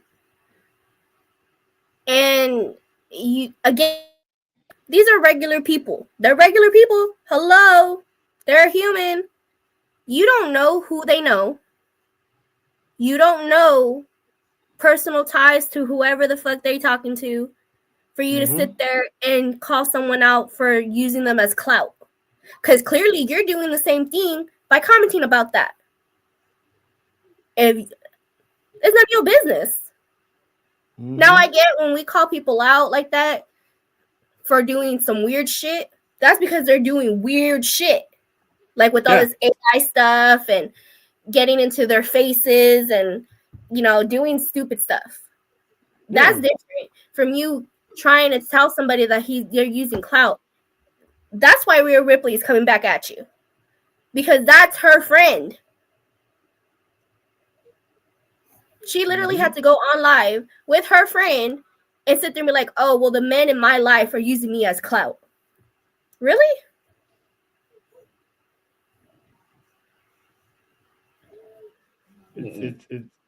It's crazy. Like people are, and I commend everyone. They're fighting back. It's like now it's like enough is enough because they're mobbing these people. They can't go out. I get it. They're public figures, but mobbing people when they try and get in their cars, mobbing them at very unsafe. Mobbing them at the airport at 2 a.m. Like seriously, your kid should be at home sleep. Why are you dragging them up to the airport trying to mob them for an autograph and then get mad when they say no? Just pathetic. It's pathetic. I mean, let's be honest. You use your kid to get the autograph so you can sell it. Mm-hmm. Like that's Ain't there child labor laws for that? And then they wonder why celebrities are the way they are, because some of them have to be like that. They have to be assholes. They have to be rude because you don't know how to mind your business and boundaries and common sense. You do it too much. You do it too much. Yes, we make jokes about, if we ever see them in person, blah blah blah. But I done seen this man. I done seen Dominic Mysterio twice already. I did not once fucking assault this man. Ever. It's called being respectful. They're giving us their time. Yes, you get excited, you get this, you get that, but they're just like they don't owe you anything. They're not your love life. Yes, you may have crushes on them and stuff, but they're not physically married to you. They're not dating you. I mean, nah. So quit. Hey, that's not my problem. They're not dating you. They're not nothing. So quit. Up your time about ooh, why she's dating that person? That person's too skinny. And I remember when Mercedes was getting all that backlash for the husband that she had. And it's like, why do you care? People love who they love. It's their preference. Yeah, exactly. You're gonna love who you love. So and you judge nobody with whoever you with or whatever you. Yeah, how you like if people were judging you and your wife married you or your husband married you and they're like, wow, why'd you pick that person? Exactly. You know what I'm saying? So but shout out to CM Punk for saying the same thing we all been saying all 2025. People are saying Jay is this, Jay is that. So why is he still selling out merch? Speaking of that, the Fanatics Fest did release its first round of athletes and superstars who will be in New York City in July. Those names: Cody Rhodes, Rhea Ripley. Of course. I'm just naming all the WWE stars. I'm gonna name the athletes on Sports for You on Friday. Cody Rhodes, Rhea Ripley, Io Sky, Liv Morgan, Jey Uso, Charlotte Flair, Becky Lynch, Randy Orton. Yep. Stephanie Valkyrie. Finally, good for her. Tiffany Stratton. Yeah. And Bianca Belair. She's always going to appear somewhere. That's Bianca. And that is with a list of people such as Aaron Judge, Kevin Durant, Mike Tyson, Evander Holyfield, and Allen Iverson all there that weekend. You could just stop that Aaron Judge. Well, we ain't got to the doctor yet. We don't need to. Not here. I know Otani's going to be there. Freddie Freeman. I know. Yeah, man. Just shout out to the superstar. Shout out to EO. I mean, she's finally getting that shine, that love, as a top performer. And Liv, she's come a long way. So this is her time. So hopefully, no more injuries for Liv. Because WWE has big plans for Liv Morgan. They're basically building the division around Liv Morgan. So Liv Morgan needs to be around to have a division to be built around. He killed her not to be in SummerSlam in Jersey last summer. I know it did. I was so sad. So sad. And it's always the ones when it's like close to an event and they get hurt before then, and we don't get that. Like Penta, we was all waiting for the Lucha Brothers reunion, and literally weeks away it happened. But Penta's back, so hopefully they go back on that and we get them. Later. How? First Triple A shows in March. First big Triple A show is going to be in March. It would have to be against man. It has to be against someone else because they can't do it against Los Gringos Locos. It could be the We have problems. You stupid Starbucks order. We have problems now. Wait. Well, what are the problems? Dominic walked away from him. We have problems. Okay, I'm not obviously not gonna crack that code right now. But yeah, so thank you for rocking with us. This was a very special 3 hour premiere, Shit. 3+ hour premiere of S4UWrestling. We are back. The Fat Four will be back on Monday. Hopefully, JoJo will be well rested because she needs to rest. So if we're gonna have the Caribbean mommy, we need her at full strength, causing chaos. So we love you, JoJo. We'll see y'all Monday for some Tribal Warzone. Oh, program alert! There will be a Tribal Warzone on Monday. Me and Nessa will be the ones, the chaotic duo, the OGs of Tribal Warzone. We're gonna be causing some chaos early Monday. We're gonna be causing some chaos early Monday, so get ready. I gotta wake up early. You'll be I mean, all right. not really. You be up by 11 anyway. The show doesn't probably start till 1, so you be fine. You be fine. Okay, I'll be good. I'm good. I'll text you again the day before and the day of to make sure you're up. I'll probably even call you to make sure because, yeah, sometimes you answer, sometimes you don't. Remind me the day before. We'll be fine. All right, but it's wild. But we're gonna get up out of here. Shout out to everybody that pulled up. We will see y'all Monday. Best in the World podcast back tomorrow. Me, Dale, Jeremy. So y'all pull up over there, show some love to those fellas and myself. Another Sports You Friday as John, Programming Mark. for special smart time Friday, 4:30 Pacific, 7:30 Eastern. College playoffs, baby. We're going live Friday for Indiana, Oregon, and we'll go right into Sports for You immediately following the game. But yeah, we're going marathon style Friday. And JoJo, I hope you get well because I know your Hurricanes playing tomorrow. So get your rest because you got some. Oh, it's gonna be on. She gonna watch regardless. Rest. You're gonna need it tomorrow. She ain't missing that. And she's coming with receipts. She's coming with receipts. Shout out to the U, by the way. But yeah, we're gonna get out of here. Sorry, Nessa, you're not gonna hear the end of it for at least whenever they ever play again, if they ever play again. But always and remember, it's 2026, new year, new you. So please wash your ass. And we out here. See y'all Monday.